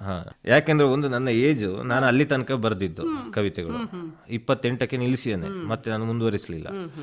ಜಗೋ ಕೂಡ ನಮ್ಮ ಯುವ ಸ್ನೇಹಿತರು ನಿಮ್ಮ ಕವಿತೆಗಳನ್ನು ಓದಬೇಕು ಅಂತ ಆಸೆ ಪಟ್ಟಿರುವಂತಹ ಕ್ಷಣವನ್ನು ನಾವು ಗಮನಿಸಬಹುದು. ಈಗ ನೀವು ಏನು ಹೇಳ್ತಾ ಇದ್ದೀರಿ, ಏನಿರ್ಬೋದು ಯುವಕನ ಕನಸು, ಯುವಕನ ಒಂದು ಭಾವನೆ, ಕಲ್ಪನೆ ಎಲ್ಲವೂ ಕೂಡ ಹೇಗಿರ್ಬೋದು ಅನ್ನೋದು ಒಂದು ಕುತೂಹಲ. ಹೌದು, ನಾನು ಮತ್ತೆ ಹೇಳೋದು ಏನು ಅಂದ್ರೆ, ಈಗ ನಮ್ಮ ಕವಿತೆಯಲ್ಲಿ ಹೇಗೆ, ಈಗ ನಾನು ಈಗ ಒಂದು ಜೀವ, ಒಂದು ಕೆಲಸ ಮಾಡ್ತಾ ಇದ್ದೆ, ನಮಗೆ ಗೊತ್ತು ಅದ್ರ ವೃತ್ತಿ ಏನು ಅಂತ ಗೊತ್ತಿದೆ. ಒಂದು ಹೋರಾಟ, ಚಳವಳಿ ಮಾಡೋದೇ ಅವ್ರ ವೃತ್ತಿ ಅಂತ ತಿಳ್ಕೊಳ್ಳಿ. ಒಬ್ರು ಹೋರಾಟಗಾರರು, ಅವರಿಗೆ ಬರೀ ಜೀವನ ಪೂರ್ತಿ ಅವರು ಹೋರಾಟ ಮಾಡ್ತಾನೇ ಇರ್ತಾರೆ. ನಾನು ಈಗ ಕವಿತೆ ಬರೆಯುವಾಗ ಅವರು ಹೋರಾಟ ಮಾಡುವುದು ಹೇಗೂ ಗೊತ್ತಿರುವ ವಿಷಯ. ಅವರು ಹೋರಾಟದ ಹೊರತಾಗಿ ಏನು ಮಾಡ್ತಾ ಇದ್ದಾರೆ, ಹೋರಾಟದ ಹೊರತಾಗಿ ಆ ವ್ಯಕ್ತಿ ಏನು ಮಾಡ್ತಾ ಇದೆ, ಅವ್ರು ನಿಜವಾಗ್ಲೂ ಹೋರಾಟಗಾರರ ಅಥವಾ ಹೋರಾಟಕ್ಕೆ ಏನಾದ್ರು ಮನ್ನಣೆ ಇದೆಯಾ ಅಥವಾ ಹೊಟ್ಟೆಪಾಡಿಗೆ ಮಾಡ್ತಾ ಇದ್ದಾರಾ? ನಾನು ಇದನ್ನ ಕವಿತೆಯಲ್ಲಿ ಹೆಚ್ಚಾಗಿ ನಾನು ತರುವುದು. ಸಮಾಜಕ್ಕೆ ಮೇಲ್ನೋಟಕ್ಕೆ ಕಾಣುದಲ್ಲ, ಅದರ ಒಳಗಿನ ಇದನ್ನ ನಾನು ತರುವುದು. ಅದಕ್ಕೆ ಏನು ಕಲ್ಪನೆ ಏನು ಬೆರೆಸುದಿಲ್ಲ. ಬರವಣಿಗೆಯಲ್ಲಿ ದಿಟ್ಟತನವನ್ನ ಪ್ರದರ್ಶಿಸಿದ್ದೀರಿ. ಪ್ರದರ್ಶನ ನೇರವಾಗಿ, ದಿಟ್ಟವಾಗಿ. ಇನ್ನು ನಿಮ್ಮ ಗುರಿ ಏನು? ನನ್ನ ಗುರಿ ಬದುಕುದು ಮೇಡಮ್. ಬದುಕೋದಿಕ್ಕೆ ಈಗಾಗಲೇ ನಾನು ವಾರ್ತಾಭಾರತಿ, ಆಮೇಲೆ ಉದಯವಾಣಿ, ಪ್ರಜಾವಾಣಿ ಈ ಪತ್ರಿಕೆಯಲ್ಲಿ ಸಬ್ ಎಡಿಟರ್ ಆಗಿಯೂ, ವಾರ್ತಾಭಾರತಿಯಲ್ಲಿ ಫಸ್ಟಿಗೆ ಕೆಲಸ ಶುರು ಮಾಡಿರೋದು. ನನಗೆ ಅಲ್ಲಿ BM ಬಶೀರ್ ಅಂತ ಸಂಪಾದಕರು ಇದ್ದಾರೆ. ಅವರು ನನಗೆ ಹೆಚ್ಚು ಪ್ರೋತ್ಸಾಹ ಮಾಡಿದ್ದಾರೆ. ಪ್ರೋತ್ಸಾಹ ಅಂದರೆ ನನ್ನಲ್ಲಿ ಏನೂ ಇಲ್ಲದಾಗ, ಅಂದರೆ ನನಗೆ ಆ ಸಂದರ್ಭದಲ್ಲಿ ಕೆಲಸ ಕೂಡ ಕೊಡ್ತಾ ಇರಲಿಲ್ಲ. ಆ ಸಂದರ್ಭದಲ್ಲಿ ಕೊರೋನಾ ಕಾಲ ಅದು. ಅವರ ಪತ್ರಿಕೆಯಲ್ಲಿ ಅವಕಾಶ ಕೊಟ್ಟರು. ನಿನ್ನಲ್ಲಿ ಏನೋ ಇದೆ, ನನ್ನಲ್ಲಿ ಏನಿದೆಯೋ ಇಲ್ವೋ, ನಿನ್ನಲ್ಲಿ ಏನೋ ಇದೆ, ಏನೋ ಇದೆ, ಬರಿ ಹಾಗೆ ತುಂಬಾ ಪ್ರೋತ್ಸಾಹ ಮಾಡಿದ್ದಾರೆ ಅವರು. ಅಥವಾ ಗಾಳಿ ಹಾಕಿದಾರ ಏನೋ ಗೊತ್ತಿಲ್ಲ, ಆದ್ರೆ ಅವರನ್ನು ನಾನು ನೆನಪಿಸ್ಕೊತೇನೆ ಹಾಗೆ. ಆಮೇಲೆ ಅಮ್ಮ ಹಿತೈಷಿಯೂ ಹೌದು, ಪ್ರೇಕ್ಷಕಿಯೂ ಹೌದು, ಪ್ರತಿಸ್ಪರ್ಧಿಯೂ ಹೌದು. ಯಾಕಂದ್ರೆ ಅವರು ಬರೆಯುವುದರಿಂದ ಪ್ರತಿಸ್ಪರ್ಧಿಯೂ ಹೌದು. ಆಮೇಲೆ ನಾನು ನಿಮ್ಮ ಹತ್ರ ಹೇಗೆ ಮಾತಾಡಿದ್ದೇನೆ ಅದೇ ರೀತಿ ಮನೆಯಲ್ಲಿ ಕೂಡ ಒಂದು ಚರ್ಚಾಕೂಟ ಅಥವಾ ನನ್ನ ಭಾಷಣಕ್ಕೆ ಅವರು ಒಬ್ರೇ ಕೇಳುಗರು. ಅವ್ರು ಕೇಳ್ತಾ ಇರ್ತಾರೆ. ಸಲಹೆಯನ್ನ ಕೊಡ್ತಾರೆ ಅಮ್ಮನಾಗಿ ಸಲಹೆ ಏನು, ಮನುಷ್ಯನಾಗಿ ಬದುಕು ಹಾಗೆ. ಆಮೇಲೆ ತುಂಬಾ ಆದರ್ಶಗಳ ಹೇರಿಕೆ ಇರುತ್ತೆ, ಪ್ರೀತಿಯ ಹೇರಿಕೆ ಗೊತ್ತಿಲ್ಲ. ಯಾಕಂದ್ರೆ ಸಲಹೆ ಅಂದ್ರೆ ಅದೇ ಬರೋದಲ್ವಾ. ಹೌದು ಹೌದು, ಒಂದು ನಡೆಯುವ ಹಾದಿಗೆ ಬುದ್ಧಿವಾದ ಅಂತ ಹೇಳ್ತಾರೆ. ಬುದ್ಧಿವಾದ ತುಂಬಾ ಕೊಡ್ತಾರೆ ಅವರು. ಅದನ್ನೆಲ್ಲ ತಗೊಳ್ಳುವಂತ ಶಕ್ತಿ ನಿಮ್ಮಲ್ಲಿ ಇದೆ ಅಂತ ಬೇಕಾದ್ದು ತಗೊಳ್ತಾರೆ. ಅಮ್ಮನಿಗೆ ನಂಬಿಕೆ. ಇನ್ನು ಅಪ್ಪನ ಬಗ್ಗೆ ಹೇಳಿ. ತಂದೆಯವರು ಆರ್ಥಿಕವಾಗಿ ನನ್ನ ಶಿಕ್ಷಣ ಮುಗಿಸ್ಲಿಕ್ಕೆ ಕಾರಣಕರ್ತರು, ಆರ್ಥಿಕವಾಗಿ ಕೊಟ್ಟಿದ್ದಾರೆ. ಆಮೇಲೆ ಅವರಿಂದ ತೋಟ ನನಗೆ ಬಳುವಳಿಯಾಗಿ ಬರ್ತಾ ಇದೆ. ಅವರು ಗಿಡ ಮರಗಳನ್ನು ನಟ್ಟಿದ್ದಾರೆ, ಅದನ್ನು ಪೋಷಿಸಿಕೊಂಡು ಹೋಗುವುದು ನನ್ನ ಜವಾಬ್ದಾರಿ. ಅವರ ಹೆಸರು ಮಹೇಶ್ವರ ಭಟ್ ಅಂತ. ಇನ್ನು ಅಮ್ಮನ ಬರವಣಿಗೆಯಲ್ಲಿ ನೀವು ಕಲಿತಂತದ್ದು ಏನು? PUC ಯಲ್ಲಿ ಅವರು ಓದನ್ನು ಮುಗಿಸಿದ್ರು. ನಂತರ ಅವರು ಮದುವೆ ಆಯ್ತು. ಅವರಿಗೆ 17-18 ಆಸುಪಾಸಲ್ಲಿ ಮದುವೆ ಆಗಿದ್ದಾರೆ. ಈಗ ಅಲ್ಲಿಂದ ಅವರು ಅದನ್ನೇ ಹೇಳಿದೆ, ನಮ್ದು ಕಾಡಂಚಿನ ಪ್ರದೇಶ ಕಾಂತಬೈಲು ಅಂತ. ಈಗಲೂ ಕೂಡ ಬಸ್ಸಿನ ವ್ಯವಸ್ಥೆ ಇಲ್ಲ ಅಲ್ಲಿಗೆ. ಅಲ್ಲಿ ಈಗಲೂ ಕೂಡ ಹೇಗೆ ನಾನು ಚಿಕ್ಕದಿರಬೇಕಾದ್ರೆ ಬಾಡಿಗೆ ಜೀಪಲ್ಲಿ ಹೋಗ್ತಾ ಇದೆಯೋ ಈಗಲೂ ಹಾಗೆ ಹೋಗ್ತಾ ಇದೆ. ಬಾಡಿಗೆ ಜೀಪು ನಮಗೆ ಇರೋದು, ಅಂದ್ರೆ ಸಾರಿಗೆಗೆ, ಸಾರ್ವಜನಿಕರಿಗೆ ಬಸ್ ಇಲ್ಲ.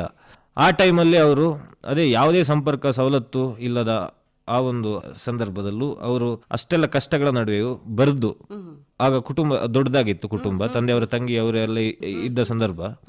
ಆಗ ಅವರು ಬರೆದು ಆ ಕಷ್ಟದಲ್ಲೂ ಕೂಡ ಅವರು ಕೆಲವೊಂದು ಸಾರಿ ಪೋಸ್ಟ್ ಅಲ್ಲಿ ಆಗ ನಡೀತಾ ಇತ್ತು ಕವಿತೆಗಳು ಅಥವಾ ಅವರ ಬರವಣಿಗೆಗಳನ್ನೆಲ್ಲ ಅವರು ಪೋಸ್ಟ್ ಅಲ್ಲಿ ಹಾಕಿ ದೂರದ 8 ಕಿಲೋಮೀಟರ್ ಕಲ್ಲುಗುಂಡಿ ಅಂತ ಒಂದು ಊರಿದೆ, ಅಲ್ಲಿಗೆ ಪೋಸ್ಟ್ ಅನ್ನು ತಲುಪಿಸ್ತಾ ಇದ್ರು.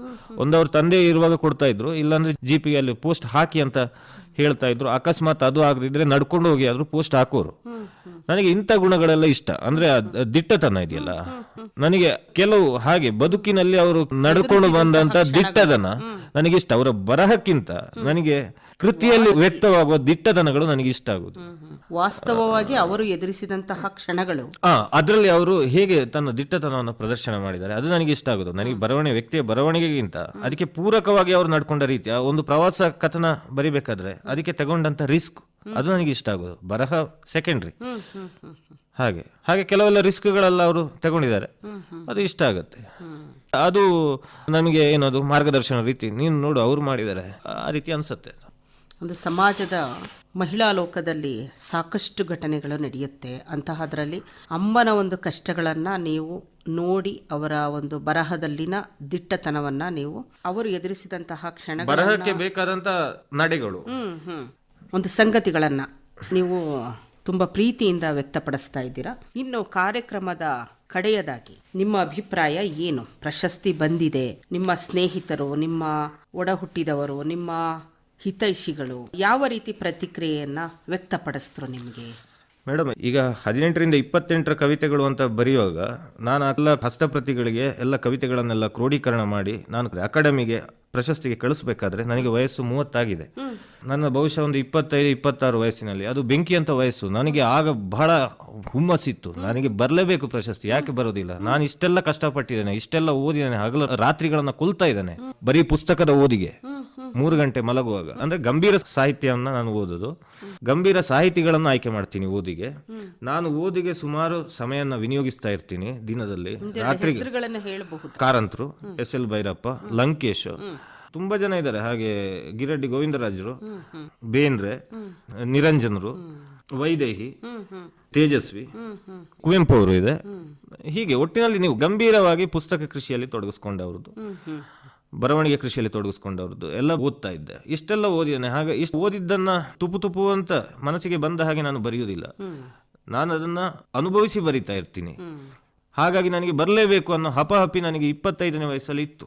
ಆದ್ರೆ ನಂತರ ನನಗೆ 30ನೇ ವಯಸ್ಸಲ್ಲಿ ನಾನು ಸ್ವಲ್ಪ ಮಾಗಿದ್ದೇನೆ, ತೃಪ್ತಿ ಇದೆ ನನಗೆ ಬಂದಿದ್ದಕ್ಕೆ. ಇಷ್ಟೆಲ್ಲ ಮಾಡಿ ಈಗ ಬಂದಿದೆ ಅಲ್ಲ ಅನ್ನೋ ತೃಪ್ತಿ ಇದೆ. ಆಗ ಬಹಳ ನನಗೆ ಹೌದು ಅದು ಬಂದಿದೆ ಅಂತ ನನಗೆ ತೃಪ್ತಿ ಇದೆ. ನನ್ನ ಪರಿಸರವು ಕೂಡ ಪೂರಕವಾಗಿದೆ. ಅಂದ್ರೆ ಅವರಲ್ಲಿ ಏನೋ ಇದೆ, ಅವರು ಬರೀತಾರೆ, ಹಾಗಿರೋದಕ್ಕೆ ತೊಂದರೆ ಇಲ್ಲ. ಹಾಗೆ ಅವರಲ್ಲಿ ಏನೂ ಇಲ್ಲ, ಒಮ್ಮೆಲೆ ಏಕದಮ್ಮಾಗಿ ಬರೀತಾರೆ ಅಂತ ಇಲ್ಲ, ಆಸಕ್ತಿ ಇದೆ. ಯಾಕಂದ್ರೆ ನನಗೆ ಹೆಚ್ಚಾಗಿ ಪತ್ರಿಕೆಯಲ್ಲಿ ನನ್ನ ಬರಹದಲ್ಲಿ ವ್ಯಕ್ತವಾಗುವ ಗುಣಕ್ಕೋ ಏನು, ಪತ್ರಿಕಾ ಧರ್ಮದಲ್ಲಿ ನನ್ನ ಕವಿತೆಗಳು ತಿರಸ್ಕಾರ ಆಗಿದ್ದೇ ಹೆಚ್ಚು. ಯಾಕಂದ್ರೆ ನನ್ನ ಬರವಣಿಗೆಯ ಶೈಲಿಯು ಅದಕ್ಕೆ ಕಾರಣ ಆಗಿರ್ಬೋದು. ಈಗ ನನಗೆ ಬಂದಿದೆ, ಇದು ಆಕಸ್ಮಿಕವಾಗಿ ಬಂದಿದ್ದು ಅಂತಲ್ಲ, ಇದಕ್ಕೆ ತುಂಬಾ ಶ್ರಮ ಇದೆ ಹಿಂದೆಯಿಂದ. ನಾನು ಹಲವಾರು ಪುಸ್ತಕಗಳ ಓದಿಗೋಸ್ಕರ ರಾತ್ರಿಗಳನ್ನು ಕೊಂದಿದ್ದೇನೆ. ಆತ್ಮವಿಶ್ವಾಸದ ಜೊತೆಗೆ ಬಂದಿರುವಂತಹ ಬರವಣಿಗೆಯನ್ನ ಬರೆದ್ರಿ. ಹೌದು. ಮತ್ತೆ ಅದರ ಒಂದು ಪ್ರತಿಫಲವನ್ನ ನಿಮ್ಮ ಮನಸ್ಸು ಬಯಸಿತು, ಅದಕ್ಕೆ ತಕ್ಕನಾಗಿ ಫಲ ಬಂತು. ಅಂದ್ರೆ ಪ್ರಶಸ್ತಿಗೆ ನನ್ನ ಜ್ವಾಲಾಮುಖಿ ಎಲ್ಲ ಆಗಿ ಅದೆಲ್ಲ ತಣ್ಣಗೆ ಆದ್ಮೇಲೆ ಆವಾಗ ಬಂದಿರೋದು. ನಮ್ಮ ಯುವ ಸ್ನೇಹಿತರಿಗೆಲ್ಲ ನಿಮ್ಮ ಮಾತುಗಳು ತುಂಬಾ ಇಷ್ಟ ಆಗಿರುತ್ತೆ. ಇಷ್ಟು ಹೊತ್ತು ನಮ್ಮ ಮಡಿಕೇರಿ ಆಕಾಶವಾಣಿಗೆ ಬಂದು ನಿಮ್ಮ ಅಭಿಪ್ರಾಯ ಅನಿಸಿಕೆಗಳನ್ನು ಹೇಳ್ಕೊಂಡಿದ್ದೀರಿ. ನೀವು ನಡೆದು ಬಂದಂಥ ಹಾದಿಯನ್ನು ವೈವಿಧ್ಯಮಯವಾಗಿ ವರ್ಣನಾತೀತವಾಗಿ ನೀವು ಹೇಳ್ಕೊಂಡು ಬಂದಿದ್ದೀರಿ. ನೇರವಾಗಿ ದಿಟ್ಟವಾಗಿ ನಾನು ಬರವಣಿಗೆಯಲ್ಲಿ ತೊಡಗಿಸಿಕೊಂಡು ನಾನು ಬರೆಯುವಂತಹ ಒಬ್ಬ ಬರಹಗಾರ ಅಂತ ಹೇಳ್ಕೊಂಡಿದ್ದೀರಿ. ಅದರಲ್ಲಿ ಯಾವುದೇ ರೀತಿಯ ಜಂಭವಾಗಲಿ ಅಹಂಕಾರವಾಗಲಿ ಕಾಣಲಿಲ್ಲ ಎನ್ನುವುದು ನಮ್ಮ ಯುವ ಸ್ನೇಹಿತರ ಮತ್ತು ಯುವ ಶ್ರೋತೃಗಳ ಮನಸ್ಸಿನಲ್ಲಿ ಹುಟ್ಟುವುದು ಅನ್ನುವಂತಹ ಖಚಿತತೆಯೊಂದಿಗೆ ಇಂದಿನ ಯುವವಾಣಿ ಸಾಹಿತ್ಯ ಲಹರಿ ಕಾರ್ಯಕ್ರಮವನ್ನು ಮುಕ್ತಾಯ ಮಾಡ್ತಾ ಇದ್ದೀವಿ. ಕಡೆಯದಾಗಿ ನಮ್ಮ ಶ್ರೋತೃಗಳ ಪರವಾಗಿ ಹಾಗೂ ನಮ್ಮ ಯುವ ಸ್ನೇಹಿತರ ಪರವಾಗಿ ಮತ್ತೊಮ್ಮೆ ನಿಮಗೆ ಅಭಿನಂದನೆಗಳು ಮತ್ತೆ ನಮಸ್ಕಾರ. ಮೇಡಮ್, ನನಗೆ ಅವಕಾಶ ಕೊಟ್ಟಂತ ಮಡಿಕೇರಿ ಆಕಾಶವಾಣಿಗೆ, ಆಮೇಲೆ ತುಂಬಾ ಆಪ್ತವಾಗಿ ನೀವು ಕಾರ್ಯಕ್ರಮ ನಿರೂಪಣೆ ನಡೆಸ್ಕೊಟ್ರಿ, ತುಂಬಾ ಖುಷಿ ಆಯ್ತು. ನಮಸ್ಕಾರ. ಸ್ನೇಹಿತರೆ, ಇಷ್ಟೊತ್ತು ನೀವು ಯುವವಾಣಿ ಸಾಹಿತ್ಯ ಲಹರಿಯನ್ನ ಆಲಿಸಿದ್ರಿ. ಚೆಂಬುವಿನ ಯುವ ಬರಹಗಾರ ಅಕ್ಷಯ್ ಕಾಂತಬೈಲು ಅವರು ಪ್ರಶಸ್ತಿಯನ್ನ ಪಡ್ಕೊಂಡಿದ್ರು ಕೂಡ ನನಗೆ ಪ್ರಚಾರ ಬೇಡ ಅಂತ ಹೇಳುವಂತಹ ಸಾಲಿನಲ್ಲಿ ನಿಂತಿದ್ದಾರೆ. ಹಾಗಾದರೆ ಪ್ರಚಾರ ಬೇಡ ಅನ್ನೋದಾದರೆ ಅವರ ಕನಸುಗಳನ್ನು ಕೂಡ ನೀವು ಕೇಳಿದ್ರಿ ಅಲ್ಲ. ಇಂದಿನ ಸಮಾಜದಲ್ಲಿ ಆತಂಕವನ್ನು ಹೊಂದಿದ್ದಾರೆ, ಕುತೂಹಲವನ್ನು ಹೊಂದಿದ್ದಾರೆ, ಬೇಸರವನ್ನು ಹೊಂದಿದ್ದಾರೆ, ಒಂದು ಕನಸನ್ನು ಇಟ್ಕೊಂಡಿದ್ದಾರೆ. ಏನು ಅಂತಂದರೆ ನಮ್ಮ ಯುವ ಸಮೂಹ ಒಳ್ಳೆಯ ದಾರಿಗೆ ಬರಲಿಕ್ಕೆ ಒಬ್ಬ ಮಾರ್ಗದರ್ಶಕನ ಅಗತ್ಯ ಇದೆ. ಮೇಲೆತ್ತುವಂತಹ ಕೆಲಸವನ್ನು ಯಾರಾದರೂ ಒಬ್ಬರು ಮಾಡಲೇಬೇಕು, ಇಲ್ಲವಾದರೆ ಆ ಯುವಕರ ಬಾಳು ಹಾಳಾಗುತ್ತೆ ಅನ್ನುವಂತಹ ಅಳನನ್ನು ಕೂಡ ತೋಡ್ಕೊಂಡಿದ್ದಾರೆ. ಆ ಕಾಳಜಿಗೆ ನಾವು ನಮನಗಳನ್ನು ಸಲ್ಲಿಸೋಣ ಅಲ್ವಾ. ಒಬ್ಬ ಯುವಕ ಈ ನಿಟ್ಟಿನಲ್ಲಿ ಯೋಚನೆ ಮಾಡಿದ್ದಾನೆ ಅನ್ನೋದಾದರೆ ಉತ್ತಮ ಸಮಾಜದ ನಿರ್ಮಾಣಕ್ಕೆ, ಸದೃಢ ಸಮಾಜಕ್ಕೆ ನಾಂದಿ ಹಾಡಿದಂತೆ ಅಂತ ನಾವು ಹೇಳಬಹುದು. ಇಂದಿನ ಮಕ್ಕಳು ನಾಳಿನ ಪ್ರಜೆಗಳು, ನಾವೆಲ್ಲರೂ ಒಂದೇ ಎನ್ನುವಂತಹ ಭಾವನೆಯಲ್ಲಿ ನಾವು ಸಾಗ್ತಾ ಇದ್ದೀವಿ, ಸಾಗಲೇಬೇಕು. ಇದರ ನಡುವೆ ನಮ್ಮ ವಯಸ್ಸು ಕೂಡ ಮೀರ್ತಾ ಇರುತ್ತೆ. ಮುಂದೆ ಮುಂದೆ ಸಾಗುವಾಗ ಪ್ರತಿ ಯುವಕನ ಮನಸ್ಸಿನಲ್ಲಿ ನಾವು ನಾಳೆ ಬೇರೊಂದು ಸ್ಥಾನಕ್ಕೆ ಹೋಗಲೇಬೇಕಾಗಿದೆ. ಹಾಗಾಗಿ ಇಂದಿನ ಯುವ ವಯಸ್ಸಿನಲ್ಲಿ ನಾವು ಸಾಧಿಸಬೇಕಾದದ್ದನ್ನು ಸಾಧಿಸಲೇಬೇಕು ಎನ್ನುವಂತಹ ಛಲ, ಹಠ ಇದ್ದರೆ ಸಾಲದು, ಸತತ ಪ್ರಯತ್ನ ಇರಲೇಬೇಕು ಅಂತ ಹೇಳ್ತಾ ಇವತ್ತಿನ ಸಾಹಿತ್ಯ ಲಹರಿ ಕಾರ್ಯಕ್ರಮವನ್ನು ಮುಕ್ತಾಯ ಮಾಡ್ತಾ ಇದ್ದೀವಿ ಸ್ನೇಹಿತರೆ. ನಿಮ್ಮ ಭೇಟಿ ಮುಂದಿನ ಭಾನುವಾರ ಸಂಜೆ 5 ಗಂಟೆಗೆ ಯುವ ಲಹರಿಯಲ್ಲಿ. ಎಲ್ಲ ಸ್ನೇಹಿತರಿಗೆ ಮತ್ತೊಮ್ಮೆ ನಮಸ್ಕಾರ. ಹಾಗೆಯೇ ಕಾರ್ಯಕ್ರಮವನ್ನು ಪ್ರೀತಿಯಿಂದ ಆಲಿಸಿದ ನಮ್ಮೆಲ್ಲ ಪ್ರೀತಿಯ ಶ್ರೋತೃಗಳಿಗೆ ಮತ್ತೊಮ್ಮೆ ನಮಸ್ಕಾರ, ಶುಭ ಸಂಜೆ. ಇದುವರೆಗೆ 2021ನೇ ಸಾಲಿನ ಕರ್ನಾಟಕ ಸಾಹಿತ್ಯ ಅಕಾಡೆಮಿ ದತ್ತಿ ಪ್ರಶಸ್ತಿಗೆ ಭಾಜನರಾದ ಮಡಿಕೇರಿಯ ಚೆಂಬುವಿನ ಅಕ್ಷಯ್ ಕಾಂತಬೈಲು ಅವರೊಂದಿಗಿನ ಸಂದರ್ಶನವನ್ನು ಕೇಳಿದಿರಿ. ಇವರನ್ನು ಮಾತನಾಡಿಸಿದವರು ಎಂ ಶಕುಂತಲಾ. ಸಂಕಲನ ಮಮತಾ ಶಾಸ್ತ್ರಿ. ಯುವವಾಣಿ ಪ್ರಸಾರವಾಯಿತು.